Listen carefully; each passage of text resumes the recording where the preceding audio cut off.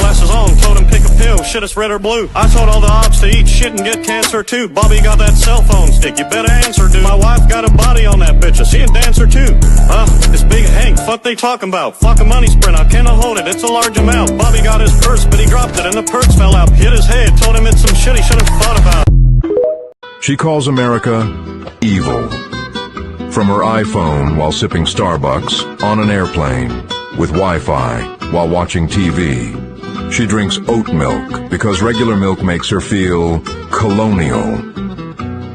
She got 8 COVID shots, still caught it, and blamed the unvaccinated waiter. She has a Ukraine flag in her bio. She thinks Ukraine is a clothing brand. She says Black Lives Matter, but still clutches her bag in certain neighborhoods. She used to be vegan, now she's carnivore. Depends on who she's dating. She thinks all cops are bad, then called the cops because someone wasn't wearing a mask. She says she's a feminist until she needs a jar opened. She says, trust the science, but thinks there's more than 2 genders. She got the booster, then posted a selfie with doing my part while spreading COVID in Tulum. She drinks ayahuasca for trauma she invented last year. She says she hates capitalism, but charges $499 for Zoom breathwork. She posts about toxic masculinity from her ex's apartment. Write me an essay on sexism in the workplace. Of course, sir. Defining the resolute... Like a human. Sexism in the workplace... More words. Rhetorically speaking... Point evidence, explain, goddammit. Succumbing to the facts... You sound like AI. I am AI. This will never get past an AI tracker. It's a compliant policy. Yeah? Hypothetically. Discombobulating the theory of the... Conclusion, now, conclusion. About it logically, I just... Now link it to the essay. Link it into the essay. You're sheltering enemies of the state, are you not?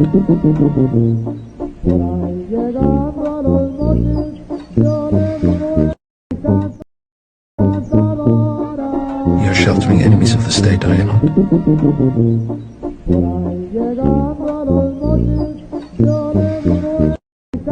Is on fire. 90% of my kitty cat tokens are down. 90%. Japan is down too? Shit, how much of Japan am I holding? I don't see it on Binance, dude. Are you sure that's a token? Of the country? Dude, I don't care about the country, man. I'm talking about crypto. Yo, Pat. Said you wanted to talk, bro? Oh, shit. You know that crypto dip you told me to buy, Blake? Yeah? Yeah, well, it kept fucking dipping, and I kept fucking buying like you told me to. I'm sorry, bro. Yeah, and now I'm down 80% on all my positions, and my rent's due in 2 days, and I have no money in my bank. Bro, what are you talking about? You're literally driving a Lambo, dog. You know it's rented, Blake. Oh my god. I'll return it tomorrow morning. Jesus Christ, bro. I'm sorry. All right, but the bull run's literally already over, dude. You should have taken profits. I don't know what to tell you, bro. What the fuck did you just say? So the bull run's over, bro. What do you mean the bull runs over? You're fucking over! You're over! You're over! I hate when people say soul season this, we have a meme super cycle. I was talking to this one guy and he said, oh, Trump coin was gonna save the market. Brother, have you seen what's been going on? We have every celebrity launching meme coins. Sol is damn near close to $200 fucking dollars. For fuck's sakes, my mom texted me about fucking Trump coin. I can't believe all these people saying, oh, Sol's gonna bounce back here. This and that. Like, shut the fuck up. If I hear this one more fucking time, I'm gonna take a dildo and shove it up your ass, you fucking dickhead. We are going to zero, goddammit. I recently came to the realization that I don't actually need therapy. I just need a bad bitch. I just need a bad bitch. And the only way to get a bad bitch is with slightly bigger muscles and more money. That's what's been stopping me. The key to happiness this whole time has been vanity and materialism. I've been worrying about things like intimacy, finding like-minded individuals, and meaningful work, when really, I just needed to start taking steroids and doing summer sales. Because that's what other people look for and desire in a partner, is money and slightly bigger muscles. If I snap my fingers, you forget that you were ever gay. I was never gay. Exactly. Wait, no, stop. Yes. No, stop. You can't. I was never gay. Okay. No, I was never gay. Sure. You can't just state something, then snap your fingers, and then be like, I was never gay. If you say so. Estamos de fiesta con Jesús. Aquí lo queremos ir. Todos reunidos en la mesa. Es Cristo que va a ser. Estamos de fiesta con Jesús. Aquí lo queremos ir. Todos reunidos en la mesa. Es Cristo que va a ser. First stop gambling, alright? You're one spin away from generational wealth. Your daughter's college tuition is one spin away. Put your life savings on black. Remember that. Just go to Vegas, and if you lose, just keep getting loans. Remember this. Just keep spinning, keep gambling, keep gambling. You can't lose. You literally can't lose. You can only quit. Nobody knows about that fucking degenerate life when you're fucking down 40,000 and you battle the fuck back. You say, you know what? You know what? I'm a fucking strong, independent man. And you're not gonna tell me I should go to bed. I'm gonna battle the fuck back. And I'm gonna fucking get my money back. And guess what? I got my motherfucking money back. That's right. Asset. Well, Bitcoin is the best crypto asset. Okay. What's the second best? There is no second best. There's no second best crypto asset. There's a crypto asset. It's called Bitcoin, right? Right? There's no second best, okay? But take all your money, buy Bitcoin. Then take all your time, figure out how to borrow more money to buy more Bitcoin. Then take all your time and figure out what you can sell to buy Bitcoin. And if you absolutely love the thing that you don't want to sell it, go mortgage your house and buy Bitcoin with it. And if you've got a business that you love because your family works for the business, it's in your family for 37 years, and you can't bear to sell it, mortgage it, finance it, and convert the proceeds into the hardest money on earth.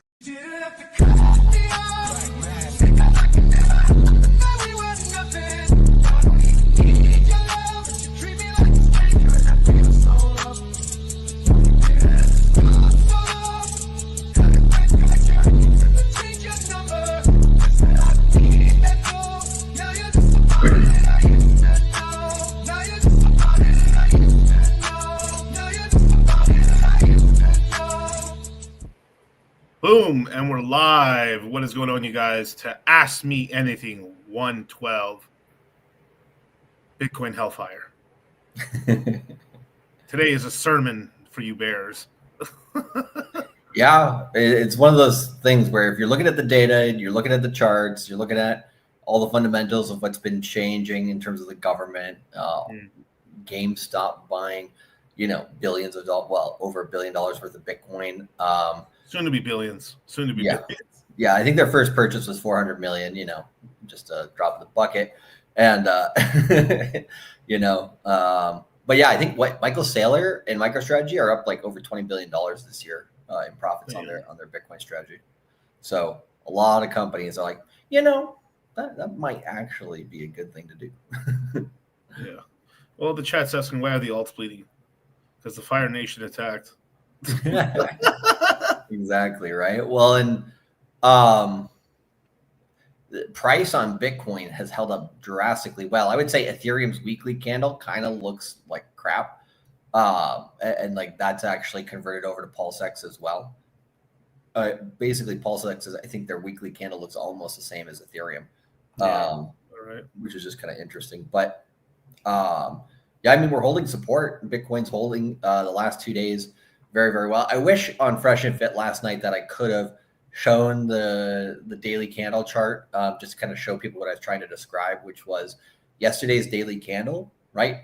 Went all the way into the support band of that, $102,000 to $104,000, came back up, closed green, right after, like you said, war and everybody's like freaking out, and all that stuff. So like, I think this weekend is like probably one of the best times to buy crypto until the end of the year.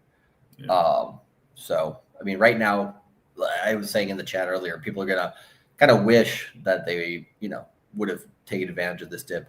Or if they do, usually they're like, well, I should have put in more. But at least people, I think, who are aware, who've been watching our stuff, kind of know where we're at. But yeah, like you said, there's kind of an unusual amount of like high level bearish sentiment when price really hasn't even done that terribly. It's just like mostly altcoins, are not outpacing yet. But I think one thing also people forget is when the market does start to run, like it runs hard. Like I think we're going to get that type of run that we had from October of 23 to March of 24. Like that 6-month run was the best run we've had so far this bull market. I think we're going to get something similar to that, but then end of cycle mania style, Yeah, I mean, it kind of feels like we've had like one big run every year. In 23 was kind of the revival of the L1s, mostly led off the back of Solana running from like $7 to like, I think it hit like $1.40 or $1.20 on the first run,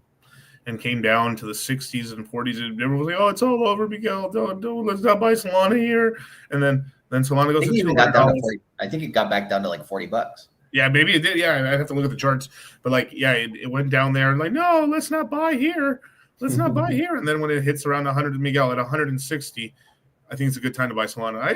It's probably been better to buy it at $40, but sure. And then it goes to 200, and then it crashes down to $99, and then I'm not going to buy it at $99. I gotta wait until now that it's at $201. Now that we've broken past the psychological barrier, this is what I'll buy. But wouldn't it be better to buy it at $100? Right, and then it drops back down to 120, and people it's the same thing, right? Buy high, sell low. They're like semi buying high and like not buying low is the problem. They're like waiting for confirmation that I'm not catching a knife this time. Yeah. I remember when the last time I saw Solana at $40, I don't remember when exactly that was, but I remember at $40, I'm like, it's about to fucking pop. Like it looks like it's going to go crazy from there. And yeah, it's never going to go back to that price, like literally. So Solana's kind of a tricky one in terms of like the moon math on where it can go this cycle, simply just because like it already should have gone higher, right? Just the pumped up fun stuff. It's kind of like put extra sell pressure on it and everything. So, but you can say the same thing for Ethereum as well, to some extent. But yeah, that's the only thing that's kind of like limiting my view on how far Solana can run from where it's at now. But yeah, I would say for most people in crypto, like Solana is going to be an easy ride. You buy it, you make some money, you do some degenerate plays, maybe you win, maybe you lose, whatever. But the main bag, like you're going to make a good chunk of money. So for anybody who's like brand new to crypto, like I would say it's like pretty damn safe because it's already proven that it can run hard this cycle. Yeah. I mean, if I were to like think like, the big distinction that's happened now is because now if there's no competition, you have a monopoly, and then I can do whatever I want. So what did Pump.Fun do? Sold over $800 million of Solana. That's not going to do anything. That's not going to do anything to price, Miguel. Well, you know, when the token's not even worth like 100 billion, it's kind of a lot. It's kind of a lot, you know. No, it's a massive amount. I mean, like Ethereum as well. Like I think SharpLink, right, the company that Joseph Lubin basically turned into an Ethereum staking ETF.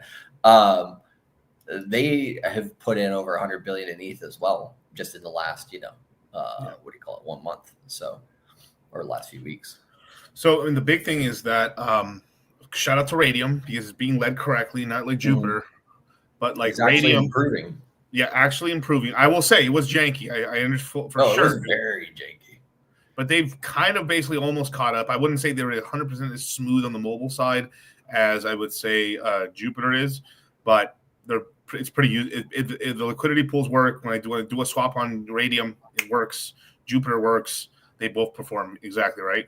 So, but tokenomics wise, like Radium just kicking ass and taking. Yeah, because its supply is much more. It's been around longer. It's the inflation is slower, and the big advantage that I said they had early on was they have legacy money. People forget keys. People forget LPs, and there's a lot of locked up. There was just a lot of locked up Solana on there. Now Jupiter had the chance to completely overtake and go dominant and become like probably the biggest DEX, especially with all the volume they had. But I don't care. It was really good. Yeah, but the founder's like, I don't care about price. I care about tech. I don't care about tokenomics. I just care about tech. I don't care about user experience. I just care about tech. Did I mention tech? We're in it for the tech. But I'm not Republican. I'm communist. Right. Well, yeah. I forgot what token I was looking at recently, just like maybe before we flew out here. I can't remember what it was for the life of me, but I went into it. Huh? Was it a meme coin or something? No, it was a newer coin, but it was I can't remember. But I opened up the Twitter on stream because it came up in one of the tokens that was moving on that day. And like as soon as I opened their Twitter, like 2 tweets down, like basically they had a tweet like, we don't really care about price or something like that. I can't remember exactly what it said, but to that effect, right? And like just right on stream, I'm like, yep, they're not making any money here. Chart looks terrible. Next, But like, it was Raven Coin. Oh my god, the proof. You remember those guys, yes, right? Like they're smart. They're like in it for the right reasons, but like at the same time, it's like, yeah, let's ignore tokenomics to our detriment. Like, why is it that communism is kind of the popular form of how crypto companies thought they should be in the first 10 years of crypto? Like everybody's like, money is evil, and yet we're in a money industry. Like right. What? It's sort of an oxymoron. I think a lot of it has to do with like how idealistic we all. I am idealistic as well. Well, you want to be to some extent, but yeah, you have to be real too. Yeah. There's like, it's like I subscribe sort of to libertarian sort of like cryptocurrency, like religious views in a way, in terms of like, we should have privacy. You shouldn't be able to just look into someone's addresses. You leave, my money, my rules. You shouldn't be able to confiscate my money. I can do whatever the fuck I want with my money. I can yield farm my money. I can fucking send it. I can burn it. I can do whatever I want with my money. You can buy my money, my rules. You can get hits done with it. Whatever you need. That's right. Red Pirate Roberts got you covered. No. Wait, who's that? What's his name? The guy Ross Ulbricht. Oh, that thing. Yeah, okay. That was his tag name on his on his exchange and everything. Yeah, that old chestnut, right? He found a way to give himself $300 million. Dude, see, he actually played out like the meme in crypto, right? Like when you go into a coma or you get thrown in jail for like however long, and then you come out and you're like loaded. You're just mega rich because you hodled, right? But I will play devil's advocate. Just one little thing, okay? It only worked out because he got pardoned. Correct. They got he would have been fucked otherwise. Yeah, he would have been fucked otherwise. So it's like this whole thing was like he came out like a bandit. Did he though? No, I mean, he ruined a decade of his entire life, of course. Yeah, I mean, he's crypto famous and shit, right? But like, locked away forever. He lost some of the best years of his life. Absolutely. Sure. Now with $300 million, we can make up a lot of life. Yeah. That one speech he gave at the Bitcoin conference from his prison phone time or whatever. That was actually a really interesting speech that he gave. And he gave kind of the what do you call it? The flip side to that at the last Bitcoin conference, just in May, which was interesting. But like he basically had the first speech was like, hey, I want you to understand like what it means to lose your freedom, and then the last speech is more optimistic, like what does it mean to like gain your freedom, right? And it's like it's pretty intense. You know what I mean? Like if you think about what his experience actually was, it's like, damn, bro, like, yeah, like. I don't know. You could just be like, yeah, you're done. You're toast. Like, I mean, look at Sam Bankman-Fried. I mean, guy's a massive piece of shit, right? Did stupid shit. But like, I feel like the justice system fucked up in the sense that, like, again, we keep saying this whole bull market. Where the fuck is Sam Trabusco, right? There's so many people that got away. Carmen San Diego. Yeah, pretty much, right? We should make a meme on, bro. Now we got to make some Sam Trabisco memes, get him trending or something, because like, goddamn, that guy. Why does nobody in crypto talk about him ever? Maybe he was the Israeli connect of the market. Maybe he was the Israeli connect. Could be. Like, yeah, you never know. I mean, we'll look at Mashinsky, right? We know he had that connection, and the legal team. He's on the run. Apparently, I didn't believe that until I saw it recently. He basically escaped. He escaped. Oh, they let him fly, and he took off. He fucking ran, dog. He's off. 100% he's in Israel, dog. 100%. He's like, Israeli counterintelligence. What a piece of shit. It is mandatory. If you're born there, it's mandatory. It's like in Korea. It's like in Korea. It's mandatory military service. Yeah. So the funniest mandatory military sentence place is fucking. I've seen these videos. They're so funny. There's these videos for Korea, and there's these videos for Thailand. Oh my! Oh, I think I've seen the Thailand ones. Yeah. It's like Thailand's never getting into any skirmishes. Dog, it was so bad, bro. It's like dudes full like ladyboyed out, going like, "Please no, please no." Oh, I think I've seen those memes. Yeah. Like, and they have literally people there to hold people because they collapse from like they're like shaking that they're not going to join, and then they join and then they fucking like pass out and shit. People hold because they've had enough people like crack their skulls on the concrete from like passing out. And then there's like this Korean kid that I saw was like so fucking skinny. He was like Steve Rogers before the injections and shit. It was pretty terrible, actually. It was really bad. And he like legitimately like he passed out and he did hit his head. Like he was like, boom.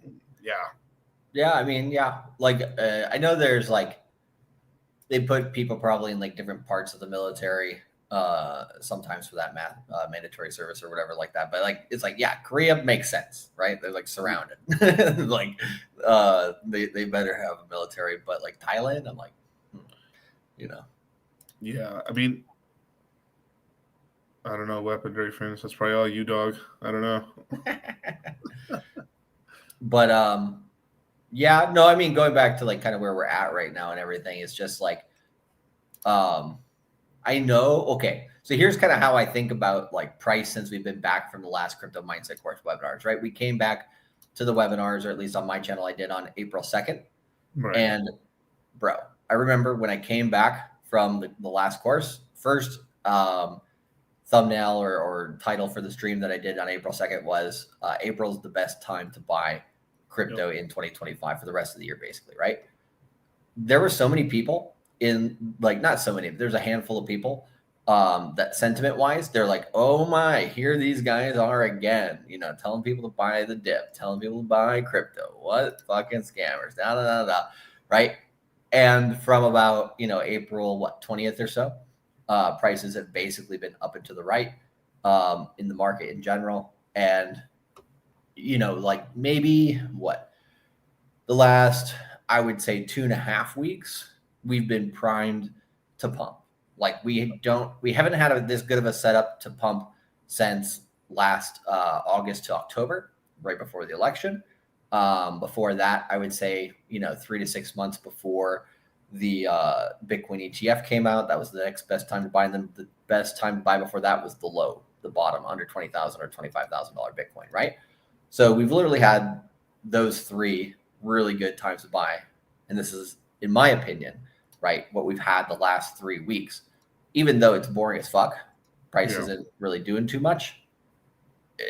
When people look back on it, they're like, damn, that was a gift, because it gives them more time to DCA, gives them more time to get another paycheck into crypto, which, some people might be like, yeah, it's degenerate fuck. Like, no, like I remember, my first year in crypto, I was like putting a lot of money into crypto and I was just like, well, if I lose it, I'll make it back next year.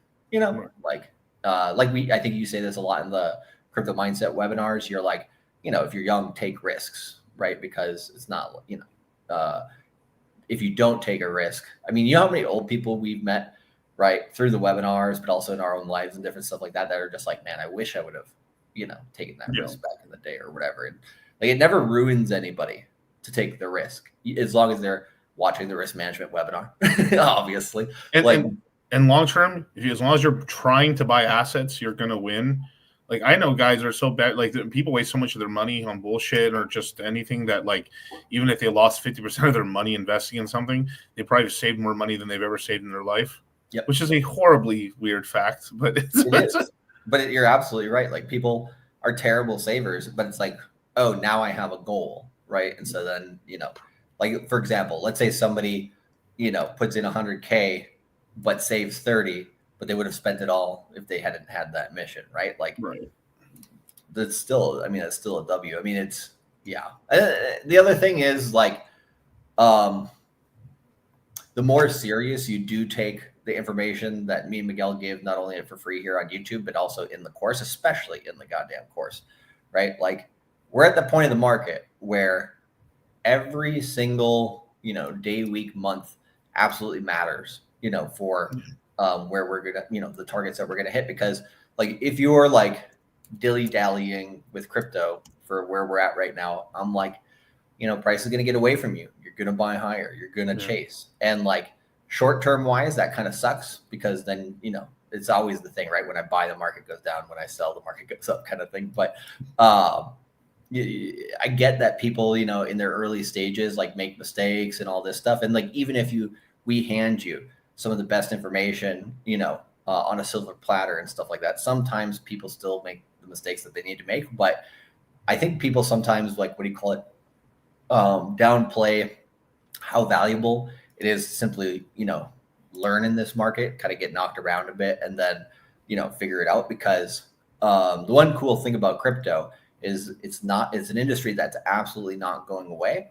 So if you learn it now, it makes it easy to keep up with the technology going forward. You truly understand it. You can have this industry make money for you for the rest of your life.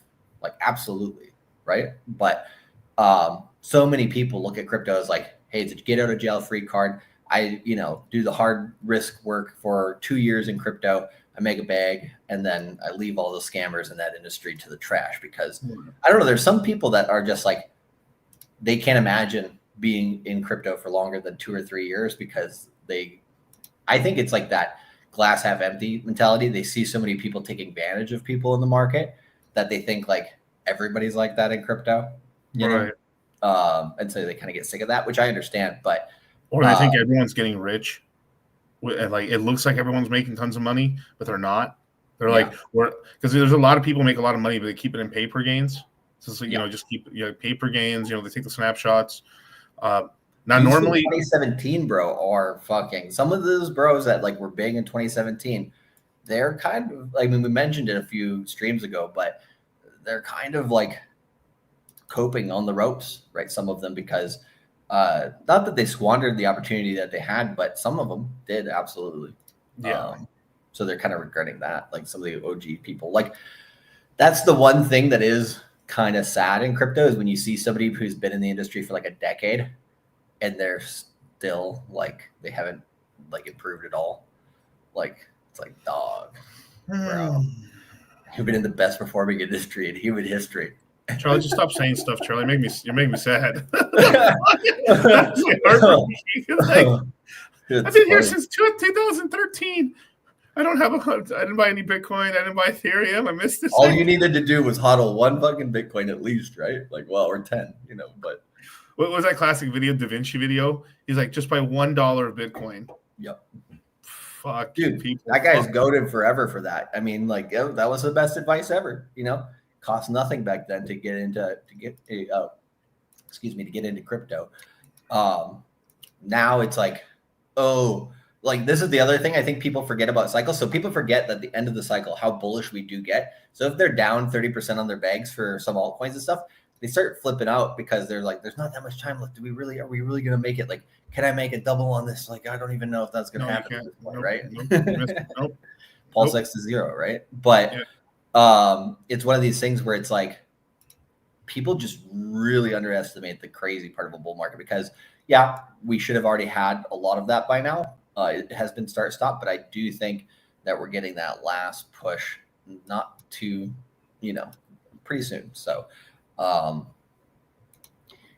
people don't believe it till they fucking see it. You know what I mean? Yeah, Ricky's like, why don't y'all stay in the same hotel? Because we're not homos. You know what's funny? People, what do you call it? Troll in the chat when we're staying in the same hotel, and then when we're not staying in the same hotel, people troll in the chat. I'm like, it's hilarious. How's that pause? That's like super anti-gay. How's that pause? What's that meme he says? He's like, I snapped my fingers and you're no longer gay. Or what? Oh my God. I snap my fingers. You forget that you were ever gay. I was never gay. Exactly. Wait, no, stop. Yes. No, stop. You can't. I was never gay. Okay. No, I was never gay. Sure. You can't just state something and snap your fingers and then be like, I was never gay. If you say so. Well, guys, if I could still show you around, here is the biggest, gayest man in the world. Wow. So gay. So gay. That's all the influencers that say gay shit on the internet. All in one video. Well, isn't it Pride Month or something? I think they still have that, right? Oh, dude, you want to hear Pride Month? This was an anti-bullying campaign. Oh, I remember this one. Gay. Homo, you faggot. So you're a queer, aren't you? Fag, queer, faggot. What are you, a fag? Dude, I remember those. Like, dude, literally, it was like between like, oh my God, after school at like 3 p.m. to like 7 p.m. somewhere in that band on TV. Those commercials were always playing, bro, in like the mid 90s. It was like, and the Got Milk commercials with it too. Yeah. You remember that old guy with the wheelbarrow? He was like jacked and his arms fell off. No, he's like, got milk. Oh yeah. Some of those campaigns. I mean, they had what happens in Vegas stays in Vegas campaign back then too. Like advertising it, they had some catchy shit back in the 90s. The golden part is the fat kid with the glasses. He says "faggot" so aggressive. It's a work of art. Look, hear this shit. Gay. Homo, you faggot. So you're a queer, aren't you? Fag, queer, faggot. What are you, a fag? And those kids, they were like, okay, be serious now, guys. When you're doing this, and like, I bet you they were laughing their fucking ass off doing that. Why is there a delay when transferring money electronically? Sometimes 5 days. Electricity is the speed of light, so shouldn't the money transfer instantly? You are gay. Where can I get these videos? At the Citadel. I do weekly meme drops all the time. You guys want the sauce? I got them, ladies and gentlemen. I got it. So join the Citadel, join the crypto mindset. You know what? As a matter of when we open up the chat, we're opening the chat very soon, and we're gonna start inviting people into the crypto mindset chat for the new course. Well, there's already a good chunk of people in there. Yeah, but I kind of want to wait until there's like a lot. I then have to do it again, basically. Oh, that's what you're talking. I didn't know where you were going with that. Yeah. I'm trying to do like a big ass I'm gonna do a huge drop. I'm gonna drop like 100 videos, 100 meme videos for everybody, and people are gonna be like, "Wow, this is." I'm talking about oldies, classic ones that I get like copyright strikes. I mean, insanity. There's stuff that I have where like Jewish niggas. What's up, nigga? Did I tell you last time you come around here, I'm gonna fuck you up? Now I'm finna get my Jewish niggas. We gonna stab your neck with my bristle knife. We gonna fuck you up, take your money, take your bitches. Shit, better back the fuck up before you get smacked the fuck up off top, nigga. The Chris knife. That took me a minute. A fucking $4.99 adult only. It's a whole commercial about like you want to talk to some tough dudes. Like yeah, it's like this whole like we're gonna fuck you up. So it's like this whole hotline so you can talk shit to somebody. Okay, that's kind of funny. Yeah, he's like, we got black guys, we got hood guys, we got hood Asians, we got we got Jews, we got black Jews, we got Israelites. I mean, they want a whole thing of like every type of like hood dude, you know, race wise. It's pretty funny. Nice, but what do you call it? Oh, that was the other thing I wanted to mention, right? You were talking about the chat for the Q3 crypto mindset course. So for everybody, I think we've had over 100 people join the crypto mindset course here within just the last couple days. So yeah, it's going good. Everybody jump in. It's a good time. The chat's having a lot of fun already, and we've been posting some stuff in there in a little bit more detail than you know what we've been talking about and stuff like that. But anybody who like basically tomorrow morning or by noon tomorrow, we're going to have the Take Profits course for a cool price of $498, right? Whoa. Sorry. Whoa. Oh. There we go. Let's do that to Charlie. There we go. There we go. So for a cool price of $498 instead of $39.99, right? That'll be the add-on for the 5 webinars for the Take Profits course. We're probably going to have some flash webinars, obviously, when, you know, different times in the quarter when it is an advantageous time to basically enact strategies that we discuss. But yeah, anybody who has purchased the course by tomorrow morning will then get an email invite to the Take Profits course extension that you can add for $498. For anybody who hasn't bought the course yet, tomorrow morning you'll be able to bundle them up or have that in your email. So and in terms of, I guess, the timeline for being able to jump into it, you got until our webinar number 6, which will be on July 3rd. We're doing what we said, the 28th, right? Yeah. So classes will start on the 28th, 29th, and then we'll have the 30th and the 1st off, and then we'll be back on Wednesday, the 2nd and the 3rd. Yeah, we'll be giving you guys schedules and all that stuff tomorrow. And so, yeah, we have a little bit of a longer window than what we've had before. We have the course open until, what date is that? This is the 23rd, which is Monday.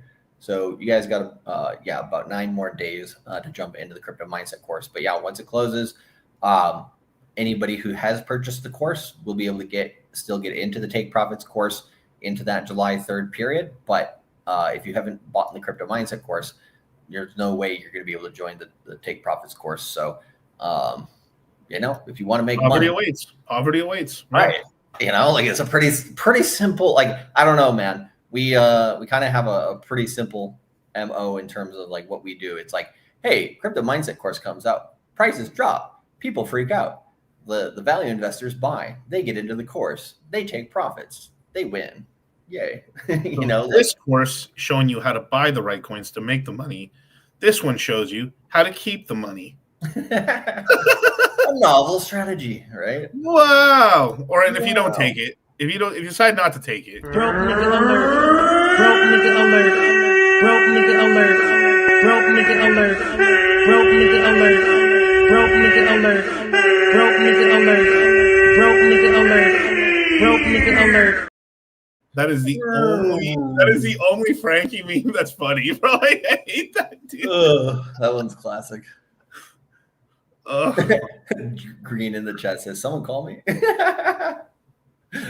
There's a really funny meme. I just cannot find it anymore. It's this dude who's like, I don't know if he's special needs or something, but he's like, what? Like he takes his shirt off and he jumps on top of shit. It hurts himself all the time. I don't know. It's just like some dude. He's like some special needs guy. Like he's in his 40s that like he watches pro wrestling, so he takes his shirt off and he's like, "This is for this." I thought so. We were gonna put this whole thing of like buying pulse chain on the microwave. He jumps on it, and then he gets so fucking hurt. Like he doesn't know blood or nothing, but he just like it's fucking hilarious. Yeah, there's one when he tackles a people refrigerator. hurting themselves is always pretty funny. Yeah, he tackles a refrigerator, then he slams into a car. Mind you, no one's telling him to do this at all. He's just posting this. It reminds me of Zerka getting in the fight. You know, he goes Dude, to that was horrible, dog. he goes to the bar, picks a fight, gets his ass beat in the street. And I know where in Miami that was, too. Oh, that's in front of the cars. If I was Zerka, bro, I would just, after losing that fight, I was like, I'm going on a spiritual awakening. I would just fly to Thailand and just join a monastery or join a fucking thing to go learn how to play Muay Thai. Shit. Maybe he went on an ayahuasca retreat.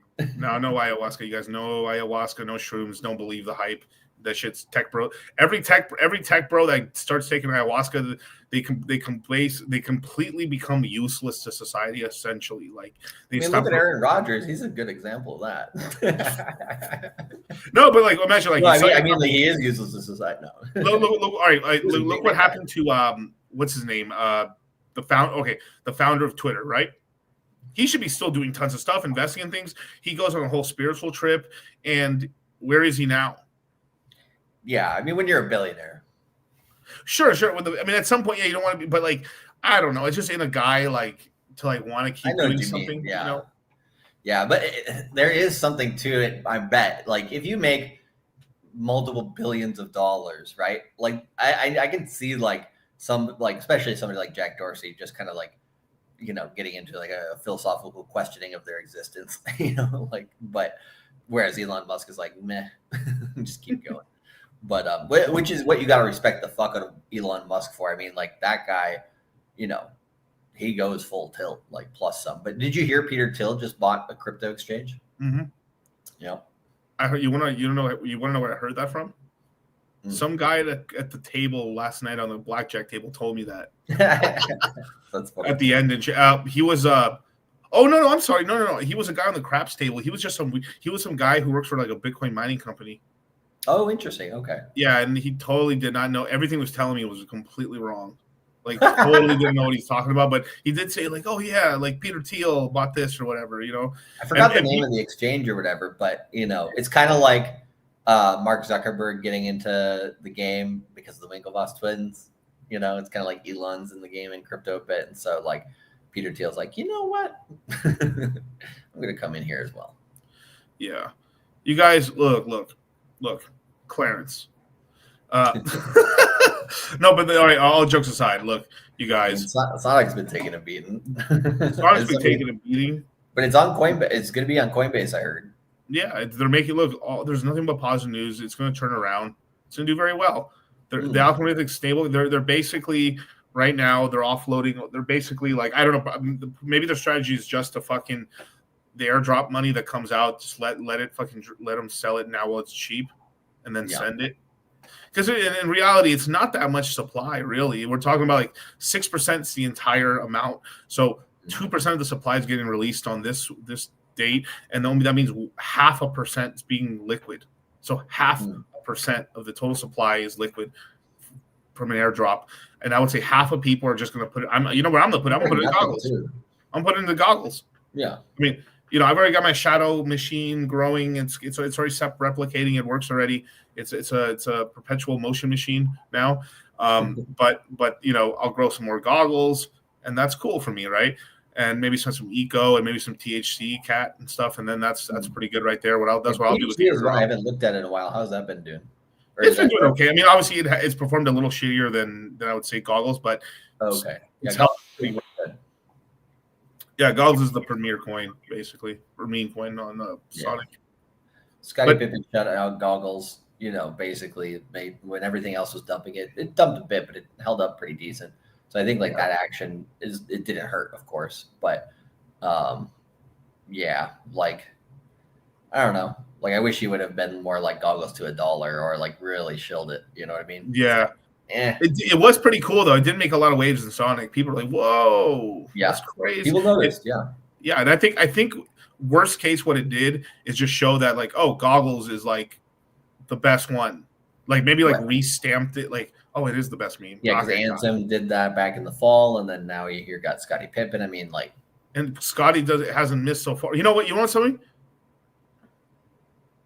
Michael Jordan, right? I might have to remind you guys who Michael Jordan is, but Michael Jordan won all 6 rings with Scotty. Yeah, I forgot about that. Like, because like Steve Kerr wasn't there for all of them. Rodman for a few of them, probably. I think he was there for most of them. Yeah, he's Rodman? Rodman was for 3. Steve Kerr may have been for 2, the last 2 seasons, I think, if I remember right. But he was, I mean, and I think Tony Kukoc was there, and then as well as, what was the Australian guy's name? What a funny name. But yeah. They gave him so much shit in the beginning for some reason. It was so weird. Because like I think it was like it had something to do with like he played for a European team before he joined the team or something like that. And he played against Jordan. Kukoc. Okay. Yeah, he was pretty good. Kerr was decent, but like Kerr was just smart. But I forgot the name. Exactly. Very, you know, I will say this. Do you know how famous Scotty was in 1996? God damn.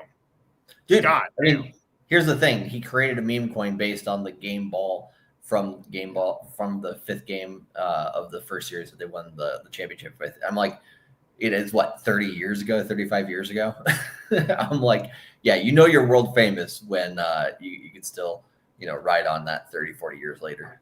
I mean, it was an incredible run. And then there's the fucked up shit. Like after watching The Last Dance, I don't know if it was the NBA organization putting pressure on the Bulls organization, but pretty much Jordan wanted to keep going. They wanted to do another 2-3 more years. Like the team was okay. I mean, sure, they were saying like, okay, our team's starting to get old now a little bit, but they're still pretty good.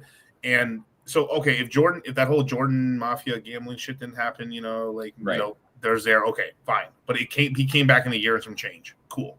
But then the team was still there. The coach still wanted to be there. Scotty was down. Everybody was down. So they, worst case, would have had like 2 more seasons. They probably, even if they lost one, they probably would have won another one. Oh, for sure. Yeah. And so they just decided to just end it there, which is insane, really. Yeah. Like, yeah, I've never seen that. I've never seen that level of just kneecapping. It was like, why would you? And basically, because they were so worried. Well, like, except for when the Dallas Mavericks traded Luka Doncic. That was planned. And then now the Mavericks got the #1 pick in the draft magically. Probably. And like, what do you call it? Mark Cuban sold them to a Vegas. Like I think it was the family. Yeah, the family. Yeah, it's a Vegas family. They own a bunch of casinos. Yeah, I think they were trying to buy the Mavericks first. The first goal was to try to get gambling legalized in Texas, but I think they probably know that's not going to happen. So, what do you call it? That'll be the excuse that they use to move the team to Vegas if they ever do. Like Dallas actually is like really hardcore for the Mavericks, and so like if they move to Vegas, bro, like like that would tear that city's heart out. Like that, I'm like, Dallas took the fucking North Stars from Minnesota, so I don't feel bad for those motherfuckers at all. But okay, so so basically the person who owns the Mavericks is the family of the corporation of the Sands Corporation. Yeah, in Vegas. Yeah, and they're basically the whole gist was basically to let them in there to basically open the casinos in Texas. Yeah, effectively in Dallas. Which I heard like that wasn't going, like basically people in Texas are more conservative. They don't like that, and so like I said, have they gone to San Antonio with all the fat bitches? Have they fucking seen their conservatism? I've been to San Antonio once. The only the conservatism. They literally have a gay town called Austin. Yeah, but I'm talking about like your traditional Texas, like your your hardliners, right? The don't mess with Texas bros, those guys. Like, yeah, Texas has been faked up because California moved in, No, well, okay, it's true. Yeah. Austin is basically a California transplant for the most part. Yeah, okay. I see what you're saying. Yeah, I can see that. That's mostly because they need, like, Texas was trying to grow a tech industry, so they like. Yeah, no, it's a smart move on Texas. I mean, Las Vegas absorbed a lot of Californians as well, but like Vegas is more like what do you call it? The people in Vegas don't like it, but it's like, I don't know. Vegas is similar to crypto in that it's very libertarian, live and let live type thing. You do have a pretty good mixture of, what do you call it? People's viewpoints and stuff like that, I would say, compared to like somewhere like Texas, I would guess. Yeah. Miguel, watch your mouth. Don't be talking about Texas. What dumb old Texas? You ever see that episode with like Patrick shitting on Texas? Just like, you know, Texas, New York, California, just some of the biggest economies in the world, whatever. Yeah. You know, bigger than a lot of countries, but hey. All the stars in the air of Texas and yeah. No, but yeah, it's a great state. A lot of cool people there. Oil, fishing. You Dude, know, it's almost got a, I mean, independent power system. Yeah, I had a consultation with a kid who all he did was drive oil trucks from one facility to another, like to a refinery, or moved them around the refinery. Dude was making fucking bank, bro. Yeah. I was just like, for like a 23-year-old kid, I'm like, that's better than going to college. Like, it's an amazing job. You just start stacking, throw it into Bitcoin, throw it into crypto. Like, good. It's not even, I mean, I wouldn't say it's not hard work, but, you know, like, you're not, it's not like backbreaking labor, you know? And let me tell you something, you guys. And Pareto Prince ring, 80% of you guys don't even need to go to college. Absolutely. If you want to become a doctor, a lawyer, I guess an accountant if you have to. Hard skills.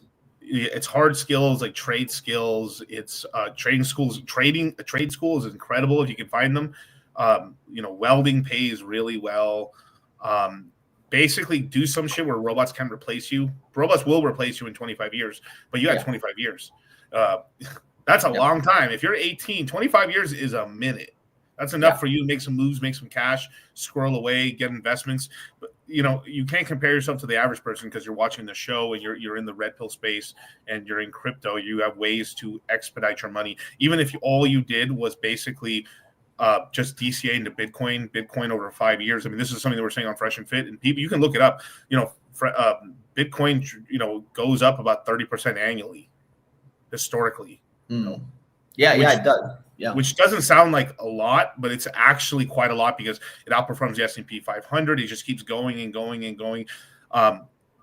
There's very few companies that have that sort of track record that can keep it up. You know what I mean?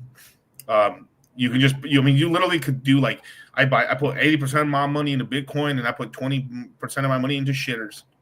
Yeah. And you would probably hit very well. You know, you'd be totally okay. Or you could like just get a good paying job, become a police officer. Most police officer jobs, you don't even need you just need a high school diploma or a GED.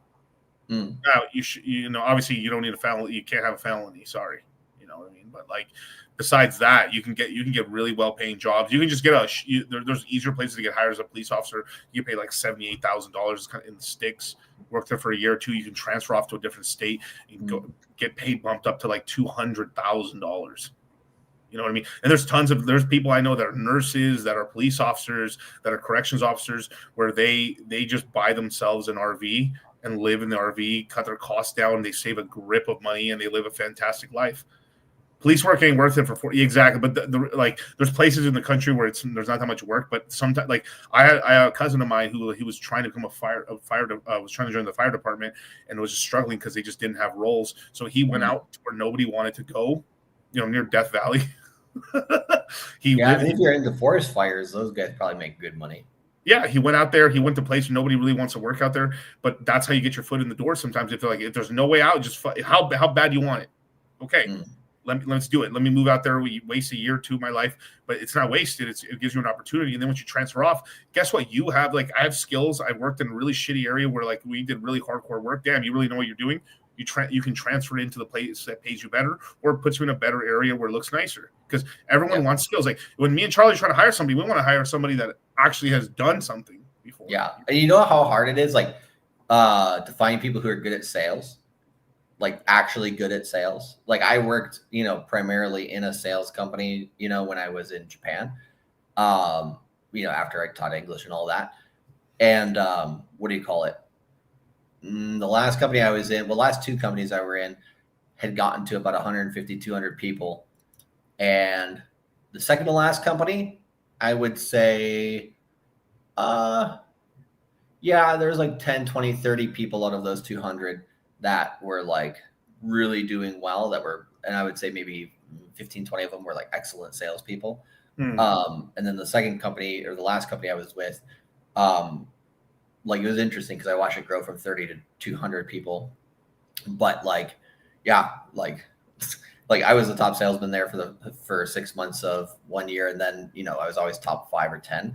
And it's just kind of interesting to watch like how people think you know, that skill is supposed to be done, because a lot of people fucking suck at it.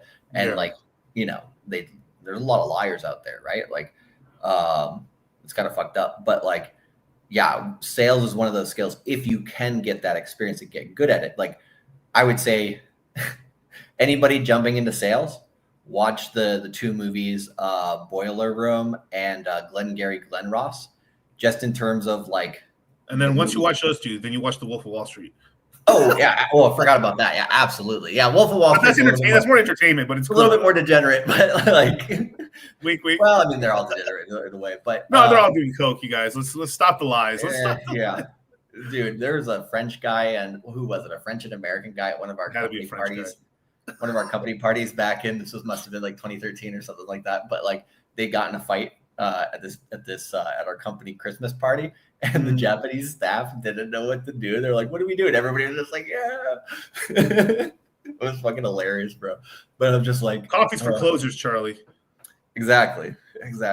And that's a great thing, right? Like, it only took me 3 to 6 months in there to basically get the coffee, you know, and always have it. But it was one of those things where it's like, if you can get into an environment like that, which, to be honest, like, you don't want to spend more than like 3 or 4 years in those environments, just because it is very draining. But if you can get that type of experience in sales, I would say like it's more of a soft skill, but it is a hard skill as well, because I mean, why are CEOs always salespeople, right? Because that's what runs the company. That's what drives the company. So like, I think, you know, it's easy to get the experience, but most people are fucking pussies, bro. And they quit like all the time within like 3 months. But I would say that's one of the ways that you can also make a really good grip of money in America. And these days, like a lot of companies are willing to let you do that remotely too. So you can kind of be like pretty flexible with like where you live and stuff like that. So yeah, like that's pretty good. But apparently solar's going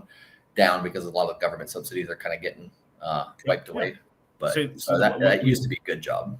Yeah, no, so yeah, and we have a student, a couple students of ours that like they're in solar sales and we got one that's runs a solar pretty successful solar company, and basically if you get yourself set up in a place that there's a lot of sun, hopefully that's selling in Germany. Hey, but Arizona has cheap real estate now, and they have a lot of sun.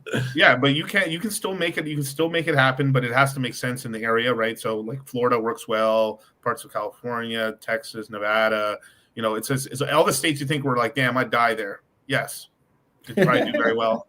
But you're right, those are starting to go away. That's the reason also why you had what's his name, Elon Musk, kind of freaking spurging out because Trump's getting rid of a $7,500 like tax credit on EVs. So it made you know, like, hey, you get $7,500 off your car because the government pays for that, or you get it in cash essentially. So and look, these things are, like I've said this is very important. Like Amazon, what helped Amazon? Like Amazon was growing, but what really helped it out was that the government got out of the way and let it grow. They kind of didn't enforce tax laws in terms of state taxes as well. So for a long time, like I remember, Atkins is starting to kind of talk about those types of ideas for crypto too. Correct, and it's used. They usually run for 10 years. They basically put very, very good, like it's almost like it's favoritism laws for an industry, it's kind of like along, and then they get rid of them. Not like draconian, like now we're going to tax you more, but like they do that so the industry actually explodes, becomes massive, and then from there it can afford to pay taxes and do its stuff. And that's really, I've said that like we need a 1039 exchange for crypto. We need I think that him basically saying that we're not going to do anything to you guys is in terms of like yielding on crypto and DeFi and shit. That's probably our version of like no sales tax on the internet, which was huge. Imagine for Amazon. Amazon and eBay grew so much faster because it was literally cheaper. Because if they give you free shipping and you don't pay sales tax, you're like, fuck, why would I mean, let me just buy it on Amazon. Took them off. So it's cheaper to buy my books on Amazon because Amazon completely grew up off of selling book sales originally. I know. It's like we're a better Barnes and Noble. Yep. Like you want to go to Barnes and Noble because you want to sit in a couch, read a book for free, and have a coffee, right? But you can skip all that and just fucking get it, you know, here online. You know what? I pulled a ton of when I was younger. I pulled a lot of girls at Borders. Barnes and Noble. No, Oh, Borders. Okay. Borders, yeah. We didn't have a Barnes and Noble in my area. We just had, but man, dog. I mean, man, it's kind of good. That's funny.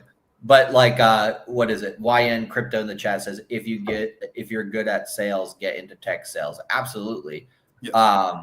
Because what do you call it? When I was doing recruitment sales, but in the tech industry, I started doing engineers, and then I ended up doing sales and marketing people. Which the funny thing is, within tech, like the sales and marketing people get paid, bro. Like there's a lot of engineers that are like, you know what? I'm just going to basically become a sales engineer because it just pays that much better. Like they kind of like, what do you call it? Give up part of their Have you hired for those roles before? I think you have. All of them.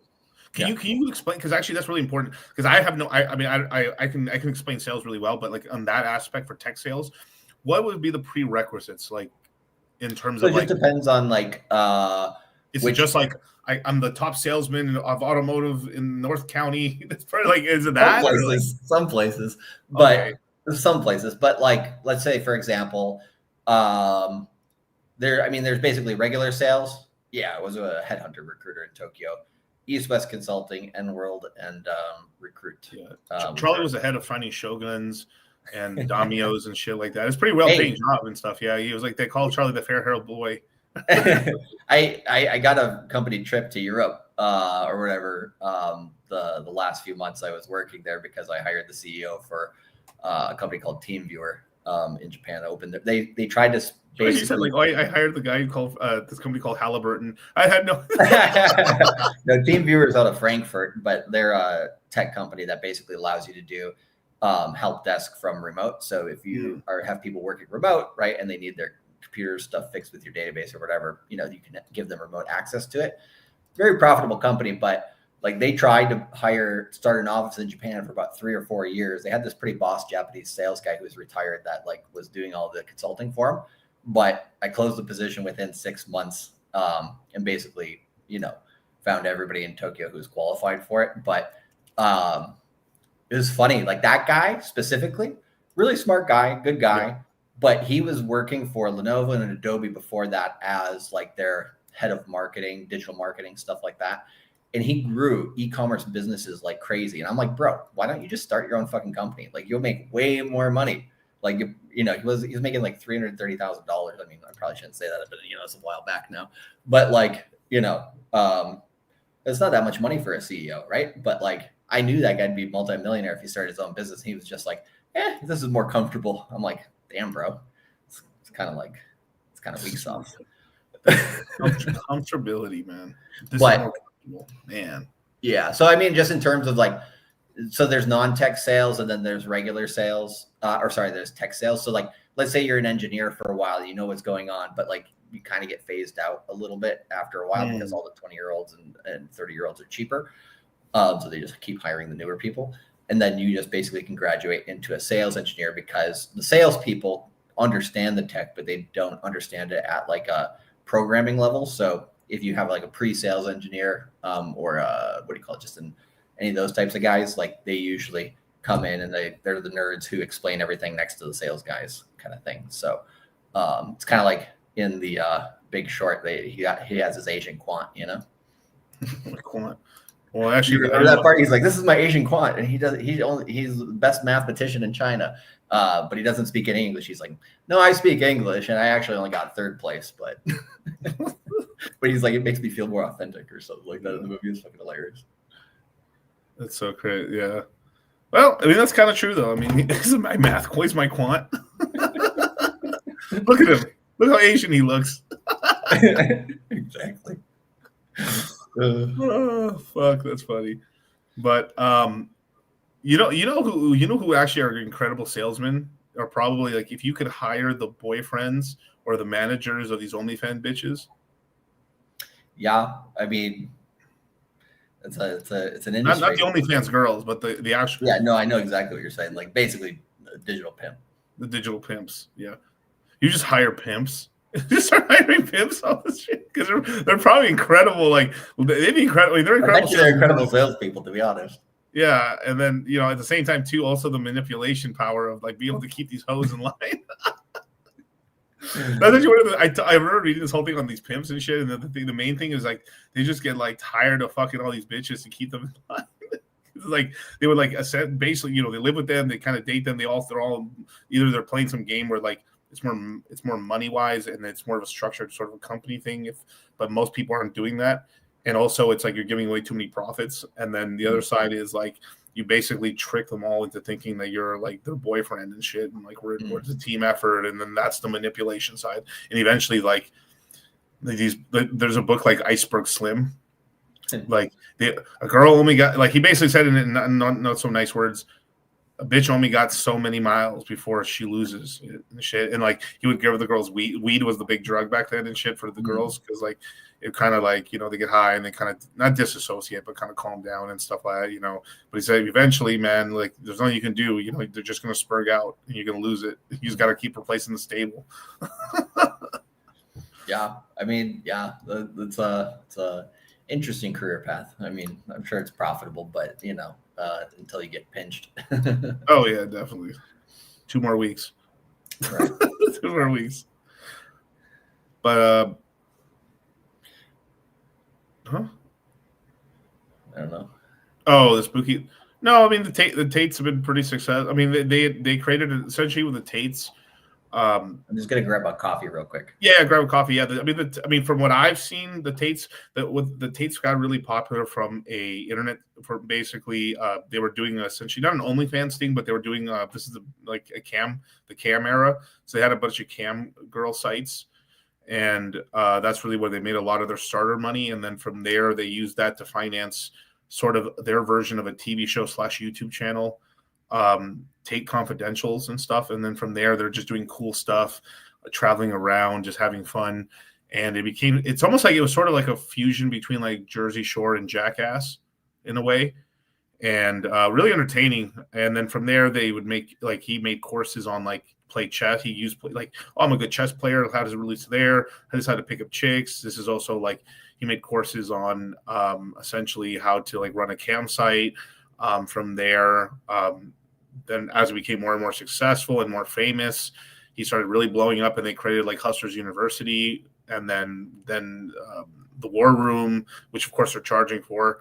And then he put a lot of money into becoming super, super viral, and he became the most viral person in the world. That's how he made his money. So the more people know you, and the more eventually, people, you can teach people how to go viral, or you can teach them the skills you have. But, if everyone in the world knows you, it's kind of hard not to make money. You're like basically retarded if you don't make some money, because it's like, if I actually had, like, as an example, if like, let's just say I was like 30 times more popular, I would at least be 15 times richer. But more than likely, I would probably end up being 70 or 100 times richer than I am today. From what? Yeah. I'm not going to talk about any of the undercover stuff or anything. I don't know. Obviously, they did publicly say they were in casinos. But, like, I don't know the whole gist of that. But yeah. But it's all out there. You'd be richer if you did what? Oh, so I said, if, like, as an example, like, if I just woke up today and I was like, let's just say my YouTube channel was 15 times larger, my Instagram was 15 times larger, my Twitter was 15 times larger, and legitimately my footprint on the internet was 15 times larger than it is today. All things included, same ratios I have of like viewership and everything like that. So I mean, just put it into perspective, right? I mean, we'd be like that higher mid-tier level in crypto KOL status, I guess, at that point. And then we'd have it Bybit crying to us every fucking day trying to get us to show their shit. Yeah, it'd be equivalent to, like, right now on live, I would have 4,500 people watching live right now. Right. Well, that's the other thing is we do tend to hit way above our weight in terms of live viewership compared to a lot of other channels. Like we see Bankless. Well, there's part of me that's like, a channel like Bankless, good content for the most part, a little whiny, but whatever. But sometimes I see like how many people actually engage, right? And like people are watching live and stuff, and I'm like, they gotta boost numbers. Like there's these channels that just like, like to make it look like they have more subscribers than they do boost numbers a bit. So it's like they've suffered being an ETH only channel, even though I think what they do is great. because ETH has not performed, they have lost relevancy a little bit. Doesn't mean what they're saying is wrong. Just like have Pulse chains kind of performed kind of terribly for a while.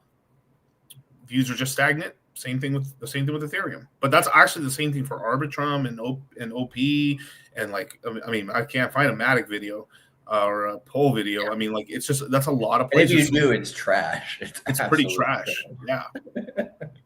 That's why a lot of guys have gone off into like they've instead of being kind of an L like in the beginning you were kind of like I'm a coin maxi guy, which is a Bitcoin guy, the Litecoin guy, the Ethereum guy, Bill Nye the science guy. You know, you're one of these coin guys, and then it evolved to like I'm an L1 maxi, and then later on L2 guy.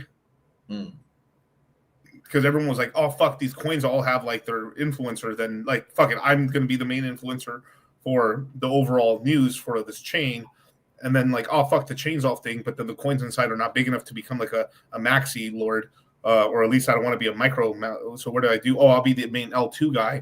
And then eventually it got to the point where basically I think we've gone full circle where so many people focus on L1s and being generalists that like there's probably a lot of power in being like a maxi coiner now because like all the maxi coiners have died off. There is, but yeah, you can out niche yourself. Right. Yeah, I'm just saying like it kind of just full circled back where like they are the only ones that have survived long enough are like there's Bitcoiners, there's Hex guys, Hex Pulse Chain guys, and then there's like some Ethereum stuff, and then everything else is just like it's open and it's open field basically. But like there's not even like there's real I can't think of a single person other than Nansom that's like an Ethereum, but he's more of a meme coin guy on Solana really than a just like a there's no real like I am welcome you guys to Soul Source, the only source of Solana news that you need. Where there's not anything. There's no bank list for Sol. Yeah, for how big Sol, that's a huge market gap right there, right? That I could see up or like, hey, Sui. Well, yeah, Raul Paul is being kind of the cheerleader for Sui and the Labs guys. But he's sort of, but he's more of, but yes, yeah, he's the biggest guy talking about Sui, and he's a huge like, but he's sort of like a Nansom figure. He's a Nansom figure of like he's better. I mean, no, of course, but I'm just trying to say, I'm just like because he's in tune with traditional markets too. Correct. Like sometimes people are like, yeah, maybe he's a little too cookie cutter, but like I would say, like if you really get the gold nuggets out of Raul Paul's information, he's usually pretty spot on with crypto. Like he doesn't like miss wildly usually. Yeah, it's just he I mean obviously he says he's a macro guy and he's trying to make a big macro sort of storyline narrative thing like the age of expansion, the age of like he comes up with these crazy ones. But like they're not wrong overall. It's just some of the timing a little bit or maybe like the high prices, but that's everything, like it can at one point it will do that, like it's like you got like, oh, I'm wrong on this example, but then 2 years, 3 years later, we're there. It's like, well, yeah, as long as it's a project that doesn't die. Yeah, he says zoom out a lot. But yeah, we can get to some of the super chats real quick. The Gravy Man, do you still think we got it in us to get Pulse Chain to Pulse X to about half a penny realistically? Pulse a cent if we can't get there, drowning people. I'll be there drowning people. Gravy, what? Oh, the Gravy Man. Oh, he's like some Gravy Man shit. Oh, I mean, like it's yes, I think it's still possible, but it's just getting harder and harder. I mean, like I think we're going to start seeing a marketing push very soon, and we're going to start seeing some stuff happening with Pulse Chain. But like I've said before, I should say this. I'll say this part for the course and stuff. But I think it's still possible, and that's very realistic. That's the highest end realistic price. Because people ask me like, Miguel, what's the highest possible price? Highest possible price does not mean it's going to hit that. Like I told people it's 3 cent Pulse Chain, but that's 1,000x. A penny, that's a 330x. Right? Still incredible, right? But like even if it 100x, right? 100x would be 30% of a penny. That's still that's 100 from SAC. That's an incredible, or from the bottom or whatever. That's an incredible price. All I'm gonna say is last cycle was Cardano's third cycle. Yes. I'm pretty sure. And it did 100x from the COVID low all the way to the top of the market. All I'm going to say is if Richard Hart, from bottom of PulseX price to the top, cannot even match Charles Hodgkinson, that doesn't even have a chain that's fully working properly compared to PulseX, I don't know. Just saying, like, that is a bit of an L for Richard. You know, I know he's got one hand tied behind his back this cycle and yada, yada, yada, but he talks so much shit about guys like Charles Hodgkinson.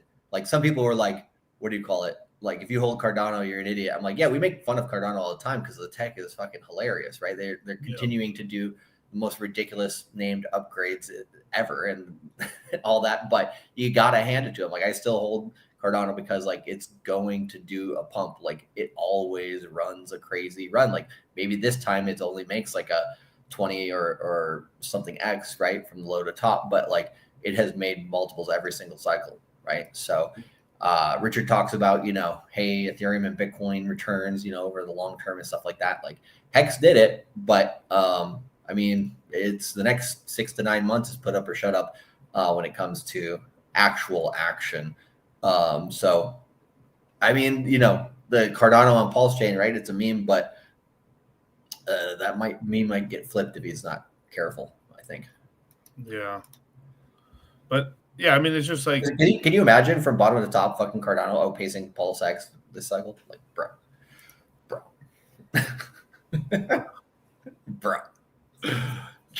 That's fucking crazy, dude. All right, so we got one more. We got Spooky Bear, PulseX or S, a better buy, 1 billion PulseX or 60,000 S, which would be like 100,000 some change, basically, a little bit more. Let me see how much. Yeah, I mean, it kind of depends on what your risk profile is for your current portfolio already. Like, I always tell people, like, hey, you know, if you're brand new and you don't have bags yet, then, you know, go majority Sonic, like 60 or 80% with that money, and then, you know, 20 or 40% PulseX, just because it is, in my view, technically safer. Now, you know, there's no way to know that, right? But just based on fundamentals and a lot of stuff on that, that's what you would probably say. But at the same time, the opportunity on PulseX is pretty massive. So if you already got bags, you know, which one do you want to top up? You know, PulseX does have, you know, that really good setup, and it's going to be highly correlated with Ethereum. But I mean, so is Sonic. I mean, not necessarily directly correlated with Ethereum per se, but you will, what do you call it? Like, if Ethereum's not in an alt season, like Sonic's probably not either. So, not saying that it's not like causation, but it's just, you know, they both need the market to be a certain way to make a good run. I mean, from what I see right now, from what I know about both coins, I'd probably say Sonic is a little bit better. But like, because if you buy $60,000 of S token, that's about 178,000 S tokens. So, go buy 100,000 S tokens and throw the rest in the PulseX, and you kind of, you know, you kind of did a 60-40 split there. But, you know, Sonic getting back to its all-time high, I think it's a given, right? I mean, like, it's going to go to $3 at least. It can go higher than that. Yeah, it easily can go. I mean, yeah, it can easily go past like $3-4. Yeah, you're literally buying it right now at like 33 cents. It hit 31 cents and then bounced off. It stayed at 32 cents, which is that strength level I've been talking about, and now it's at 33 cents. So maybe there's like one little light drop left in it, but like it's basically closer to its bottom than like. But there's more catalyst for it to pump. Like Sonic has $500 million coming back from the multi-chain hack. The next season of the Sonic season 2 Sonic airdrop farming season is going to start on the 18th or the 19th technically. The payouts are going to happen over the next 3 weeks for the first season. I'll talk about a lot of the rules and the airdrop stuff that's going to happen in the course. But yeah, Miguel, yeah, you got it for 31. That's incredible. I mean, it's so cheap to get 100K. Like, this is the cheapest. Like, I mean, worst case, like, if I had to put a number on it, like fucking 25 cents, probably the lowest it's going to go. I don't think that, and that is like, oh, I cannot. I mean, that's everything. Like winter minute, it's almost out. We have less than 1 million tokens. The Coinbase might actually list them, believe it or not. I mean, I thought they were beefing, but like maybe money talked. They're going to get listed on Coinbase. They're going to be on every blockchain. The next season is going to start, which is going to increase TVL again, right? The TVL went from $20 million to $1.2 billion. And right now, I think they're sitting at the 800 billion range or 800 million range in terms of liquidity. So the next run up, we might run up to like 2 billion in TVL or 3 billion in TVL for the next season. And the only reason it fell was because the price of Sonic dropped so much that it dragged down TVL and stuff. So if someone I saw in the math somewhere, if Sonic had stayed above $1 as an example, the TVL would be like almost at 2 billion right now. So yeah.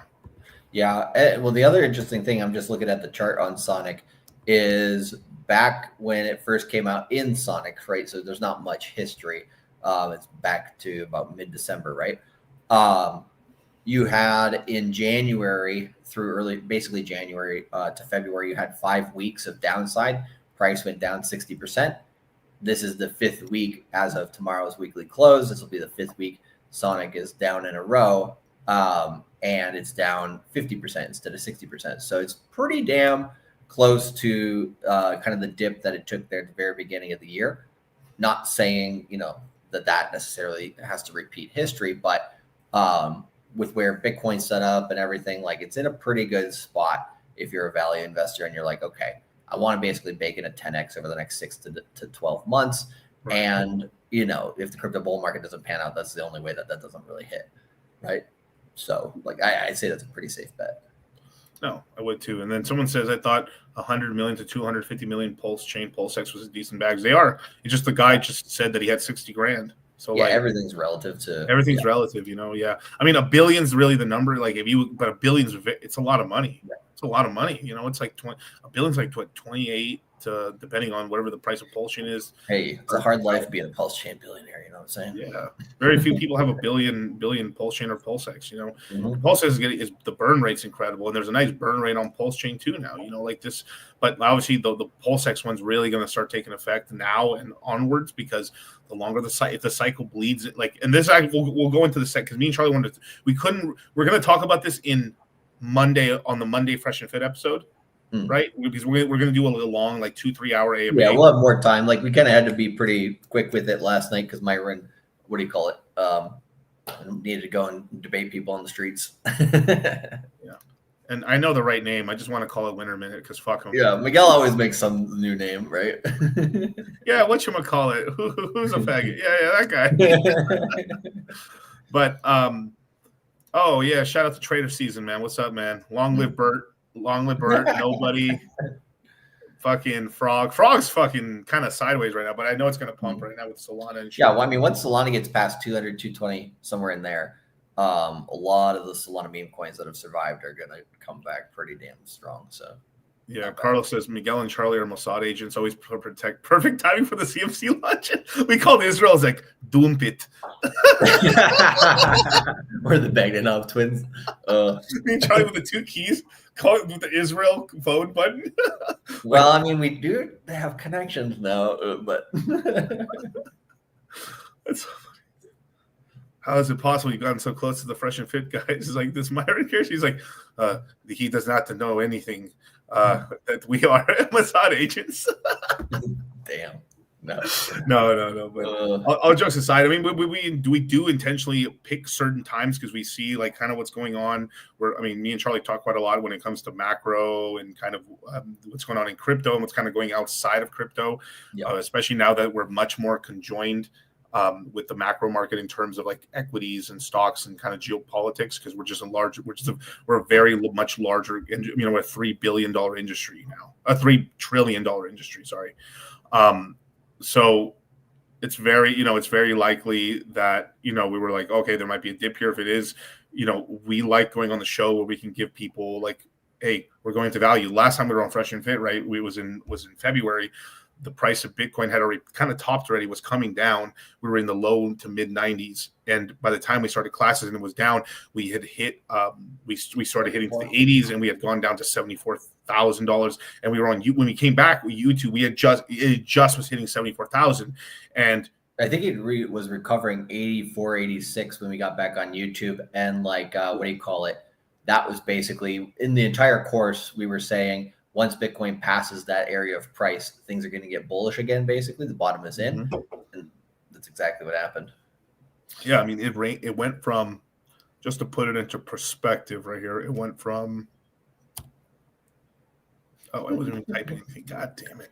Claim you're a billionaire in PulseX, but not dollars, though. Yeah, got a ways to go to make that in dollars.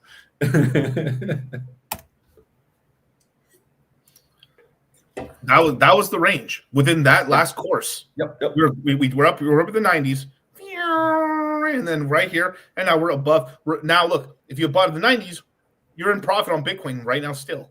Yep, $10,000 in profit still on Bitcoin.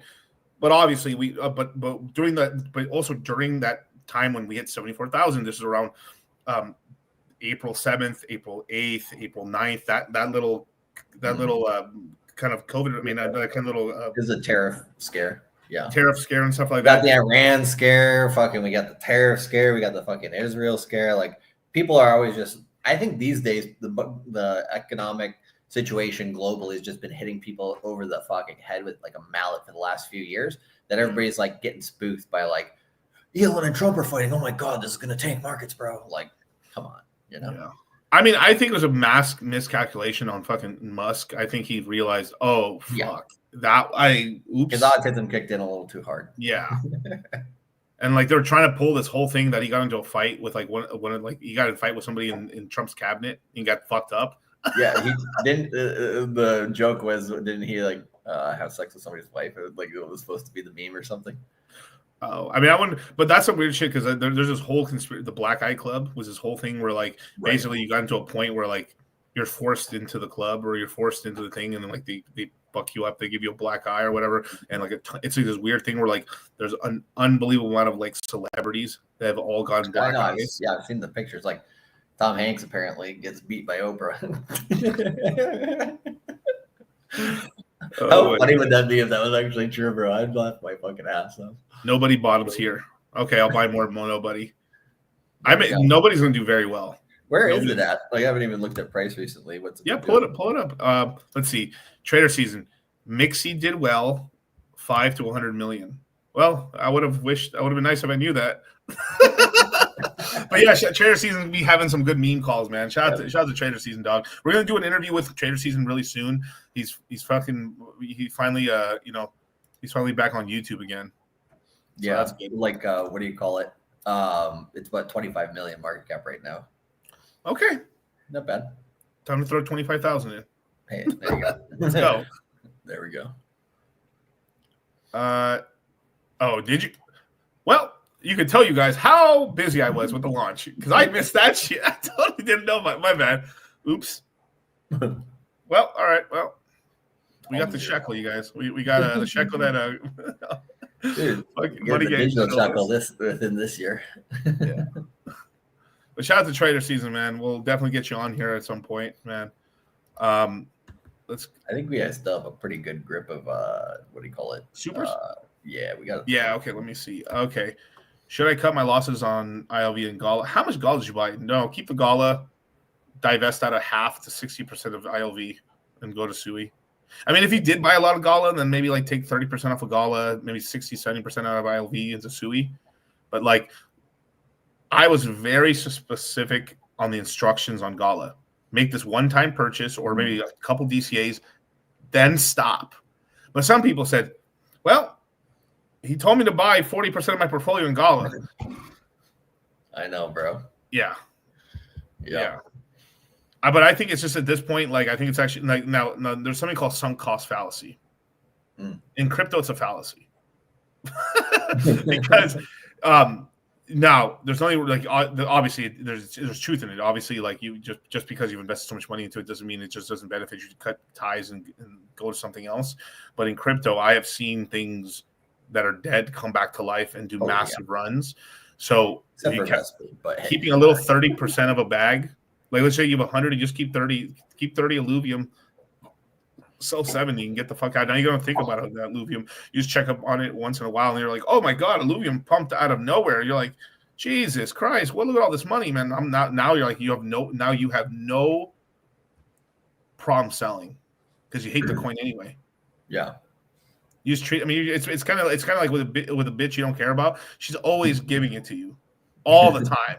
You know what I mean? And you're like, ugh, yeah, I guess you come over, whatever. Yeah, like that's what it is, isn't it? Isn't it fucked, right? Isn't it fucked? Yeah, there's still some yield on ILB that I think I have to get to claim that's just been sitting there. So I'm like, oh yeah, I should probably do that. 80% of the portfolio is in Gala. Spooky rare.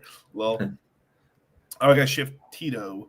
Do you think crypto is at risk from not getting bull markets because Israel and Iran possible? I mean, if they were, only if it went nuclear and shit like that, but like if they actually fucking like, they'd have to ramp it up like crazy. A lot, and like now, obviously, this can. Yeah, I think we can get a bad for 2 to 3 months. Maybe 3 months is a lot, but like 2 months where like basically Iran starts attacking and just decides, fuck it, I'm gonna go after Saudi Arabia's oil supply because if I'm gonna go down, let's make a spectacle, right? So like you would like, all right, boom, you hit Saudi's reserves. Now it's you basically hit their production facilities.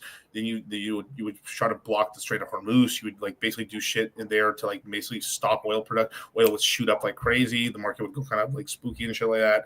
And then you pretty much get curbs. Like Iran would eventually get curb stomped, especially if the U.S. gets involved. Right? Oh no, the U.S. could fucking mess it up. No, in terms of like we like, I mean, the United States is incredible at fucking people's military, their police force and all that stuff. The problem is that then it becomes a war of attrition, and that's where like you don't. Well, and also that you do create enemies for 20, 30 years later, so it's not necessarily a constructive thing, you know. Like, yeah, like the U.S. is clearly not very good at building countries back up in the Middle East, but you know, Japan worked.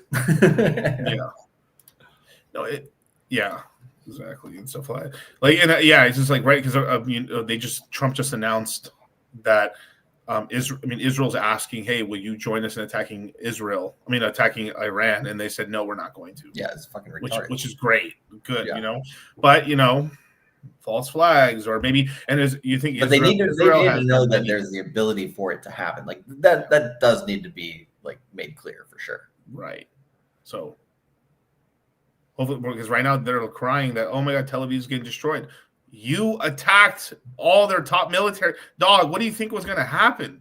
Right. Like it's fucking insane. It's like you fucking punched this dude in the face 10 times, and then the next day you're like, why the fuck did you punch me back, dude? Like, what the fuck? Charlie, I was just punching you. I punched you in the face like 3 times yesterday, and then today I'm like, boom, what the fuck did you hit me, Charlie? Yeah. Right. And even worse, if like we're enemies, you're like, me and Charlie are like heated enemies, and then I just started punching you out of nowhere and I ran away. And then like, oy vey, why would you hit me, Charlie? I'm so much of a victim. Yeah. They were actually doing this whole thing where like, look, they like, I guess like some of the missiles that, because they do have a defense system, right? Mm-hmm. Some of the missiles veered off course. They had meant to hit certain strategic buildings, and they hit into a couple houses. That always happens. It always happens. Yeah. Now it's horrible. I don't think they actually. I really don't believe they meant to hit houses. They meant let me blow up a 2-story house. What, kill like 5 people? Like there aren't strategic. Yeah, no. But just, that's what happened. When you're doing a lot of that en masse, it just happens like that. I mean, yeah, I think I mentioned it a few days ago or whatever. But that the movie The Fog of War, definitely is a good watch on that. Right. Larry Fisher. Oh, dude, he had such a chance to name Larry Finkman. Or like Larry. Anyway, could you moon math my portfolio? Sui, Sonic, Sol, XRP, no, Radium, Doge, Pepe, Fed. I mean, you have a good portfolio. I mean, this is a very, very good portfolio. Pretty well. I would say it's very even, actually. It's very like within like even Sui's only about a little bit bigger than Sonic, and then everything here is basically even. It's like 7,000 each. You got like, what is that, like $21,000, $22,000, give or take, right there. You got 5,000 XRP, hoping for the 3x. Radium can do very well, perform a little better than Sol. Doge, depending where you bought it in right now. I mean, this is going to do very well. It's going to go to $1. Pepe can do very well. I mean, you got a little AI here, and AVAX is starting to get some heat now because what's his name, the Pepe Lord himself, Daniele, he's pumping up like he's launching his project on AVAX now. He's pumping AVAX right now again. Yeah, AVAX has a good shot to get to $100 with 60 to $100 with relative ease. Yeah. So Moon Math, I'd have to add up how much it is, but like, yeah, usually I kind of like, what do you call it? Try to look at like how much is it weighted towards the stuff that'll pump less versus pump more, and then like average out the X's. But yeah, I mean, XRP, I really think at most they can do a 3 to 4x maximum, and that's pushing. It's already very high in market cap already. It's really high in market cap. Like, yeah, I mean, it's like top 10 in crypto, right? Yeah, like I mean, if I looked at the market cap right now, XRP is at $126 billion. And Ethereum's where's Ethereum? Ethereum's at 300 billion. So XRP needs a 2x to catch up to Ethereum. Right. Which is probably not going to happen. Yeah. I mean, obviously, the whole market going up, all the additional liquidity is going to bring up the price. But yeah, it's been around too long. It's usually had so many cycles. Like it's going to, be along with Bitcoin and Ethereum with the pumping less, basically. Yeah. So as an example, so I would say Sol currently, like if I looked at, let me just pull up the prices real quick. These are the most time-consuming questions. They really are. Like, yeah, I know. Well, that's why I give a generalization, because like, so right now it's 100. So let's just say like the worst case is it going to like I think Solana is probably like 450, 400 is probably the lowest as a top. We had a $300 top recently, right? So it's a 2x away from that. So it getting to 450 is only a 3x. The range is like, now if we do get a decent run, like we actually do get a decent run, Sol is probably somewhere like the lower high end is probably $800, $600 there. Obviously things can just keep going and just go really bananas. $1,000, $1,200 is possible, but like, let's just say $600 is a really good zone for it. So like, if I take the current price, or like, let me see,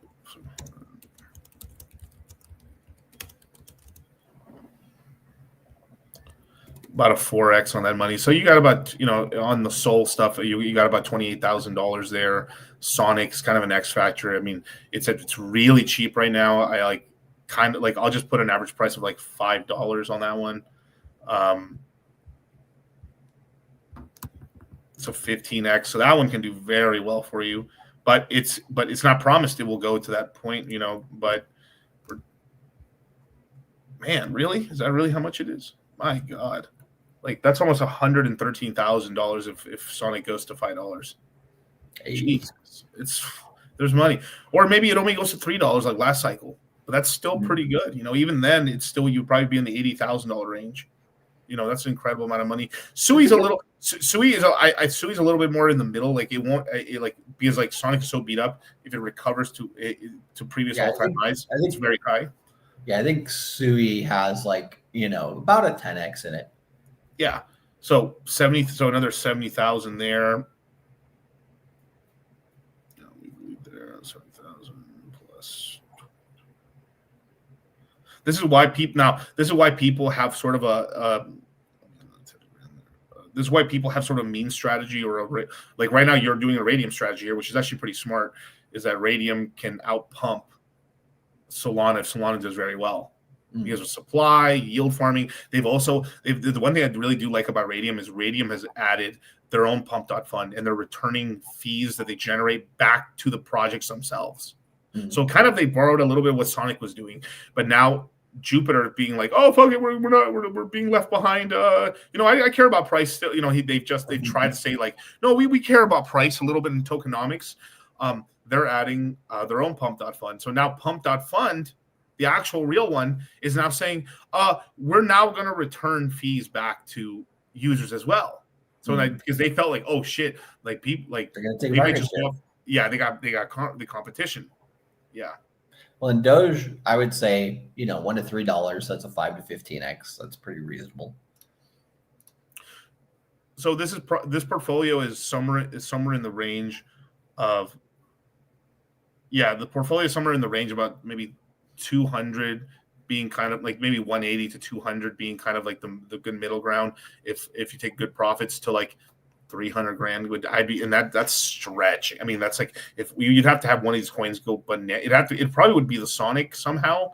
That's what I was gonna say. I'm like looking at the portfolio. I'm like, where's Pulsex? Where's Pulsex in that portfolio? You know, people hate. You know, I'm just saying. That's the only missing link in that portfolio. But put like $1,000 in Pulsex and boom. Yeah. You know, if he wasn't going to add more to, or he wasn't going to add much more to AVAX, I would just throw that into virtuals. Get yourself another AI play. Virtuals is a good one. Yep. Yeah, or Ghost, or just increase the Pepe bag, because it's either you increase the mainstream, like the one thing I really like about Pepe, it's a little more volatile. So when it dips, the dips are a little even like this.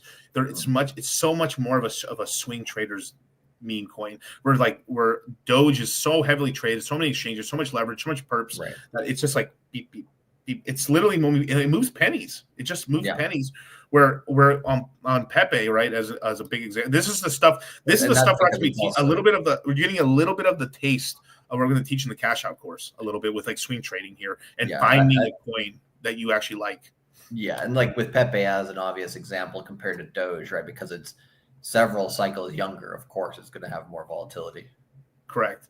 But look at these moves, right? Like, I mean, well, let's just go over the last year, right? So you had a huge move here, right? So obviously Pepe topped out here at 11 billion. It's 11.2 billion at the top, but let's just call it 11 billion, right? It crashed.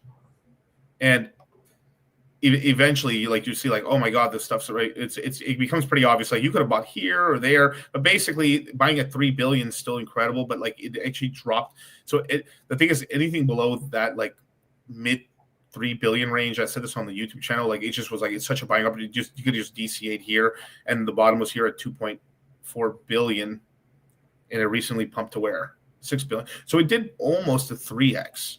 Yeah, on a coin this large in market cap, which is very, very, very, and it consistently does this. Yeah, it's going to be a meme that sticks around multiple cycles. I already know that. Like we just know that this meme hits, right? So it's like it is probably the safest, best return for a meme coin in most of crypto, I would say. Yeah, absolutely. Let's see. Thoughts on Caspa going through the cycle? I have not heard anything about Caspa. I'm being very serious. Like I like its run in the early part of the cycle. Like it's not going to get as much at the end. I mean, it still will make some money, but yeah. They need a lot of money to pump the coin. People are expecting you will not get the returns you got on Caspa early, like from 2023 in 2023. The returns Caspa made are not going to happen in 25. It's not happening. Yeah. Like the chain's pretty much a ghost town, effectively. Now, could it 2, 3, 4x? Yeah, sure. Yeah, of course. That's a lot of money. That's a lot of money. It's a very, this coin's in $1 billion market cap, but that move of going from $5 million to $1 billion, that's a lot. It's very hard to replicate those kind. That's like you don't. It happens once, and that's usually that's what it. happens. Yeah, yeah, and it's not that the coin dies. It's just what do you call it? All the best returns for every coin is when it's usually new. Usually, not always, but the first run it ever really goes on is usually its best. Yeah, and does not mean Casper's not a good coin. It can still do very well. Like I get into coins all the time where I'm like, oh, okay, I can pull up cool 5x, or maybe I can get a nice 3x for the quarter, or kind of like the next 6 months, and then rotate profits into other stuff I like and just keep a nice position into it. Like I do that all the time. Well, by all the time I mean like a couple times a year, basically. But like, look at Casper. Look at this. It went from nothing, no market cap, to almost 5 billion market cap. So just going from here to there, right? So like this, like right here, that's a good buying opportunity. It's become much more volatile this time because you have to understand this time frame was like it looks volatile, but it wasn't that crazy. This one was a good one. What was the last pump it did from the double bottom? From the bottom. Oh, okay. Oh, from the bottom. It doubled. Oh, doubled. Okay. Doubled, yeah. I do like when it's more of like a 2.5 to a 3x. It's easier to catch or easier to, be like, oh, wow, it is a lot of profit. Yeah, I mean, where it's at right now with just under 2 billion, right? Like I could see that going back up to 4 for sure. But that's the thing, right? Like sometimes there's stuff like there's so many things that in crypto, if the market starts going good, like you're going to see, these different coins make moves. And so when we get into the crypto mindset course, and we do the top 50 coin list for you guys, right? Showing you guys the coins. We're gonna, there's a lot of patterns that just kind of replicate over different coins and stuff like that. So it's like, when you're at the buffet and you're really hungry, right? Like there's so many options, you're just like, I want to eat fucking everything, right? It's kind of like that when we get into that part of the crypto mindset course. But one thing I have said, where we're at in the cycle right now, you can kind of have bought like your bags on all these L1s and different things and all sorts of stuff already. So you better be mostly packed with your cores, because I would say over the next 6 months, the games are gonna get faster. It's kind of like we've been playing a few different games of like musical chairs, and it's about to get really fast compared to what it has been. It's sort of like we're playing a game of like ping pong a little bit, and then you're playing some player, like you're playing two players that are very bad at defense. Right. They like a couple hit, and then oh fuck, I lost. Hi, you lost, and it's just like that. We're like, you have two really good players, like, and that's what we're missing right now. But those drops, because we know it restarts up. There's really good opportunities. It's just like. But at some point, you'll hit a point where you take some profits. Profits are never bad, but it'll just keep going up. Well, bro, it's gotta pay those taxes, but yeah, because you fucking made money, right? So like, yeah, people sometimes are like, should I not take profits because of taxes? And it's like, well, usually people I've seen do that in crypto, they return trip it or round trip it, whatever you want to call it. Definitely. Oh wow. Okay. Cool. Yeah. So yeah, and yeah, Sui's at a good price right now. So yeah, Sui's a really good price. Cheap. Let me keep going. Damn, we have a lot of super chats. My God. I know. I was just like, yeah, we're gonna have to like kind of speed it up. Let's see. Are you thinking when ETH hits 5K, S will be? Yeah, that's true. That could be. Absolutely. That's you're very credible. Yeah, Spooky Bear on his shit right here, man. This is good. It should be Spooky Bowl. Caesar sandwiches, Charlie. Yeah, that's a good intro. Yeah, it's fucking ridiculous intros, man. Fucking Spurg, dude. Man, okay, so $20 super chat, Sui, S, Doge, Pepe, PulseX, XRP goggles, H bar, Shadow, Ray. Would it be better to swap XRP and H bar? Okay, what would you sell of the like into? Oh, okay, interesting. So what would you swap those into? Yeah, he wants to take his 3,000 of H bar and 5,000 of XRP. So he's got $8,000 he wants to distribute to the portfolio. He's a smart guy. At a position. This is an interesting question. Yeah, what if I'm like, okay, if I'm just gonna slosh around with what you got, the simple play that, because what you got Sui and Sonic, right?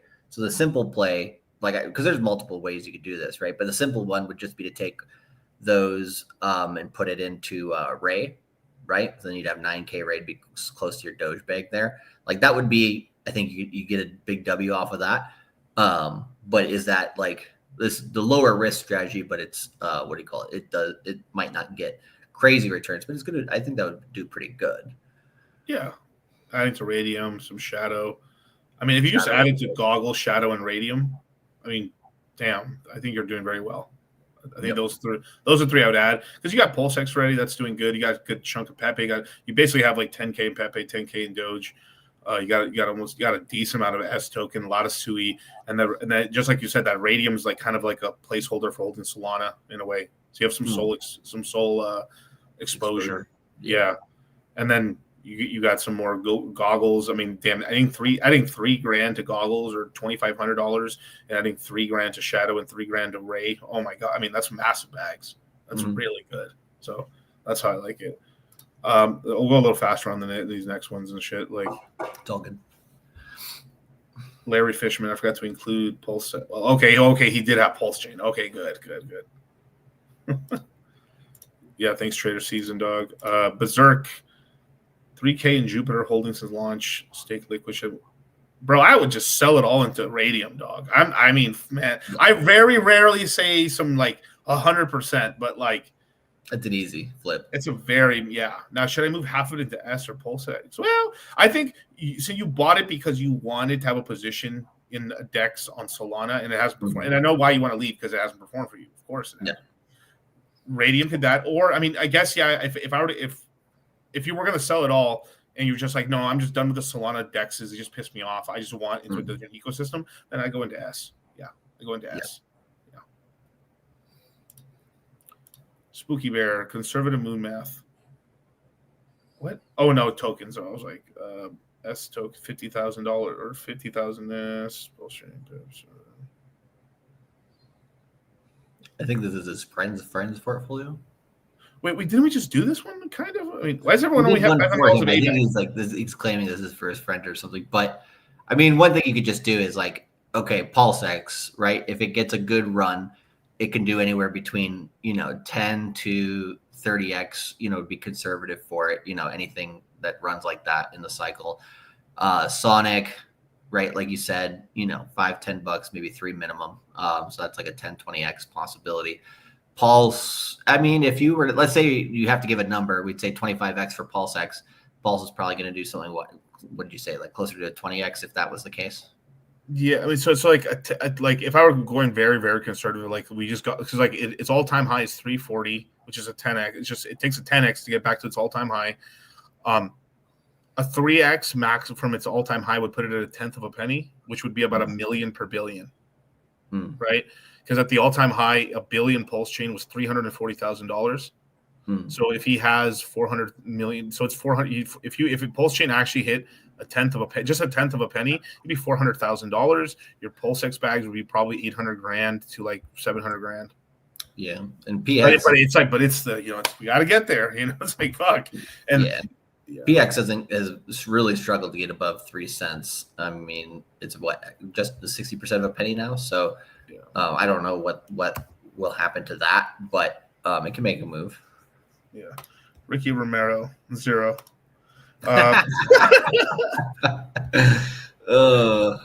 Soul, Sui, Sonic, good. Stacks. Ooh, Stacks. I don't see Stacks that often. That's good. No, this is the thing I like about Ricky. He paid attention in the crypto mindset course. He made a good amount of money on Stacks.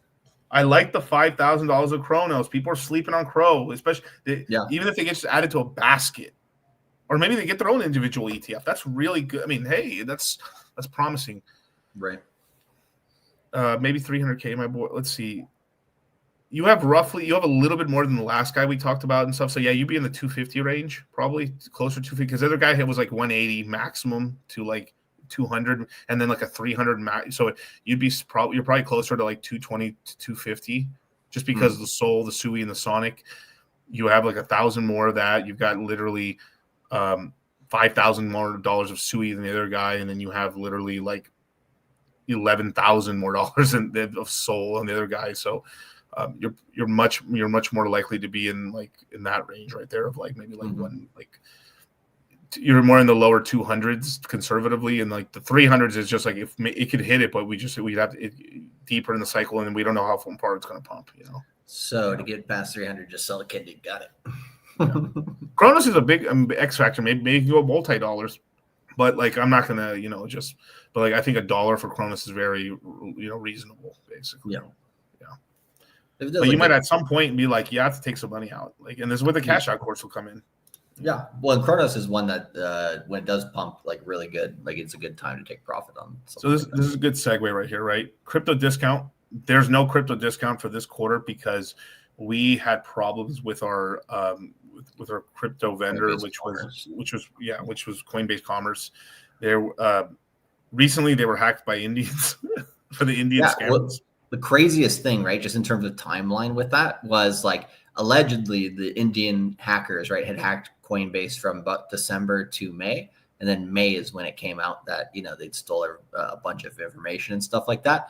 It was early April where Coinbase was like, you have to basically give us a ton of data, including customer data, and maybe you can still use the platform if we approve you, right? And we were like, fuck that, because like, we don't want to give away anybody's information, obviously. And then B, they're kind of just holding a gun to your head saying like, do this right now. I think they're working with Shopify to try to make like a better like crypto thing or whatever. But I truly think like probably Stripe is going to probably have the best crypto payments. So we'll probably end up going towards that. But yeah, we are looking at other solutions. But yeah, for right now, no crypto discount just because, hey, we'd rather have your guys' data safe, pretty much. It's so crazy how it happened. Like, we're like, damn, they were asking us a bunch of weird questions. Like, why are they asking for all this data? Like, they wanted your wallet addresses, social security numbers, they wanted ID. We're like, what the fuck? So we're like, no, hell no. And then like come to find literally less than a month later, we're like, hackers are paying fucking hey, dude. I mean, this is why we're saying like we have this skittish power. We're like, yep. I'm always skeptical. Very skeptical of stuff. But one thing you don't have to be skeptical about is that the crypto mindset will continue. And we're here. We've given you guys as many pay options as possible with Link, with PayPal credit. That's one we've kept up just because people like to be able to get in and pay in payments, right? Google Pay, Apple Pay. If you check on the mobile side, we have Apple Pay as well. It just doesn't show up here on the desktop side. But classes are going to start on the 28th of June, and we're also, after the classes are done, we are going to have the cash out course. Obviously Jesus slept for 3 days, so we got to sleep for a couple of days off, right? But then we'll come back to the classes. We'll be talking about profit taking, a lot about swing trading and kind of overall thesis of how to like set stuff up to take cash out and on-chain data as well. Yeah. So a lot of stuff. Yeah. But we're going to release all that stuff very soon. And we're going to, we'll give tons more data in terms of like all the classes and stuff in the webinars as well. Yeah. For the cash out course. The amount of, I would say, information in the 5 webinars for the cash out course is well worth the price. Like we could probably make the cash out course just as expensive as the main course, but we wanted to make the bundle affordable for you guys, basically. Yes. So the reason also too is the reason we're having the cash out course after the crypto mindset course is because everything in the cash out course is intermediate advanced. There's no beginner or anything. Yeah, you have to have taken at least one crypto mindset course to really kind of take it in proper. Yeah. So, we eventually are going to sell it as a bit of a bundle, maybe a little later on or something like that. But this is the first iteration of it. We have kept it. We basically, you're getting a lot of value of it, a lot of webinars and flash webinars. And if there's an like we see a huge opportunity to sell, we're going to have a taking profits webinar, like literally like, hey, I just sold. Yep. Do what you want with that. I don't want to force it anybody. Yep. Well, and somebody in the chat, Do Better, says, is there still a Citadel discount? Absolutely. Yeah, you can still use the Citadel discount. You will have an email as of probably yesterday morning at latest. You have your email, check your spam folder if it came in there, but it should have come from either Charlie at cultivatecrypto.com or support at cultivatecrypto.com. But yeah, if you've been in the Citadel, you have been emailed your discount links and everything. So go check there. If you haven't received that or you can't find it in the junk folder or whatever, email support at cultivatecrypto.com and we'll get that to you immediately. Definitely. And then please check your spam folders, you guys, and be patient, but the links will come out and people are already getting into the chats right now. Just for people to know what the chat is there. The chat is there forever. So are the materials, but we do have a code of conduct as well in the chats. We very rarely kick people out, but we have kicked people out. And then once you're kicked out, you're kicked out. But you'll always have access to retorted content. But you have to, we're not, we can make jokes, but we're not going to put up with like straight up like really racist shit. Like come on, don't make me tap the sign. Yeah. Somebody made a good meme on the Q1 chat. They're like, don't make me tap the sign. Don't be a C, right? There's a meme of me with my band hammer, the band hammer. I love it. There's one comment. Oh my god, dude, this one killed me. Last I heard, the sit down got called back to Israel to serve his I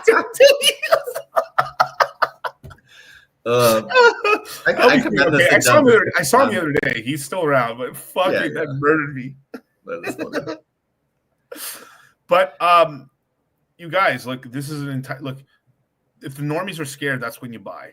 Like right now, we just got sauce right now. Nobody's at a really great 25 million, 26 million market cap. That's pretty good. I'm gonna buy some right now. There's unbelievable opportunity. You don't have to waste all your capital. Save some capital for the course as well and stuff, so you're able to look at opportunities. But right now is a great opportunity to get into the coins you like. and they've dropped a little bit. You're getting at a bigger discount. Why do you want to buy SUI at $5 or $10 when you can buy it at $3 or $2? Yep. You leave more X. I know this is counterintuitive, you guys. I know. Can we pay for it now? Yes. You can get to the course right now. Yeah, I think he's talking about the cash out course or the take profits course. We'll have the what do you call it? The course plus the take profits course on the website tomorrow, and everybody who's bought up until that point will get emailed an invite link to add that if they choose so. Yeah, exactly. We always want to buy the. I mean, I know this is something we teach in the crypto mindset course very early on. You always want to buy the coin below its all-time high. I know, crazy. I know. This is haram, But we try to get guys to be a little more value investors. I mean, I always make the jokes with the red pill, but a girl wants to buy the coin at $5 because this coin's at the charts like this. It's proven itself. Yeah, it's only going to go even higher. Where you're a smart investor, right? You've seen this coin. As long as you check it's not like there is no kill shot or like it's death pill or hasn't done anything very terrible. And macro's still okay. The coin's down from $5 to $2. Wow, this thing's incredible. They keep building. There's more money coming in. There's VC fund. Wow, that's very attractive because if it goes back to $5, I make a 2.5x, and then if it goes higher than that, I multiply my returns. Versus if I got it at $5 and it goes to 10, I make a 2x. If I bought it at $2 and it goes to 10, I made 5 times my money. Look at the difference. 2 fingers versus 5. Look at that. Imagine playing video games like this. I don't know, Charlie, but look at this. I don't know either. Yeah, it takes a value investor basically to win in this market right now. So, yeah. But with that, man, Charlie, we're going to be on your stream later tonight, right? Or probably tomorrow. Tomorrow, okay. Be on the lookout, you guys. We're probably going to be doing some streams. We're also going to be doing any of the Castle Club premium guys in Castle Club. We're going to be doing some of that stuff over the weekend.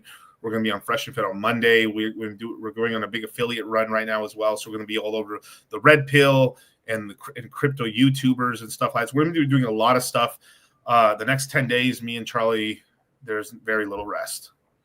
Yeah, we're pretty much on a run. So yeah, it'll be good. But yeah, take advantage of the free content that we're putting out here, guys, because absolutely best time in the market to be getting coins right now. So I'll answer this. Okay, Majestic Ninja. Okay, so is there a chance I can roll on the 25th of June as I have dry powder then? If you email us and you let us know, we will let it happen. But once it's closed, I'm sorry. So if you tell us, like you just told us now, and if you email support@Cultivate Crypto, hey, I will be able to get in. We'll get you in, brother. Don't worry.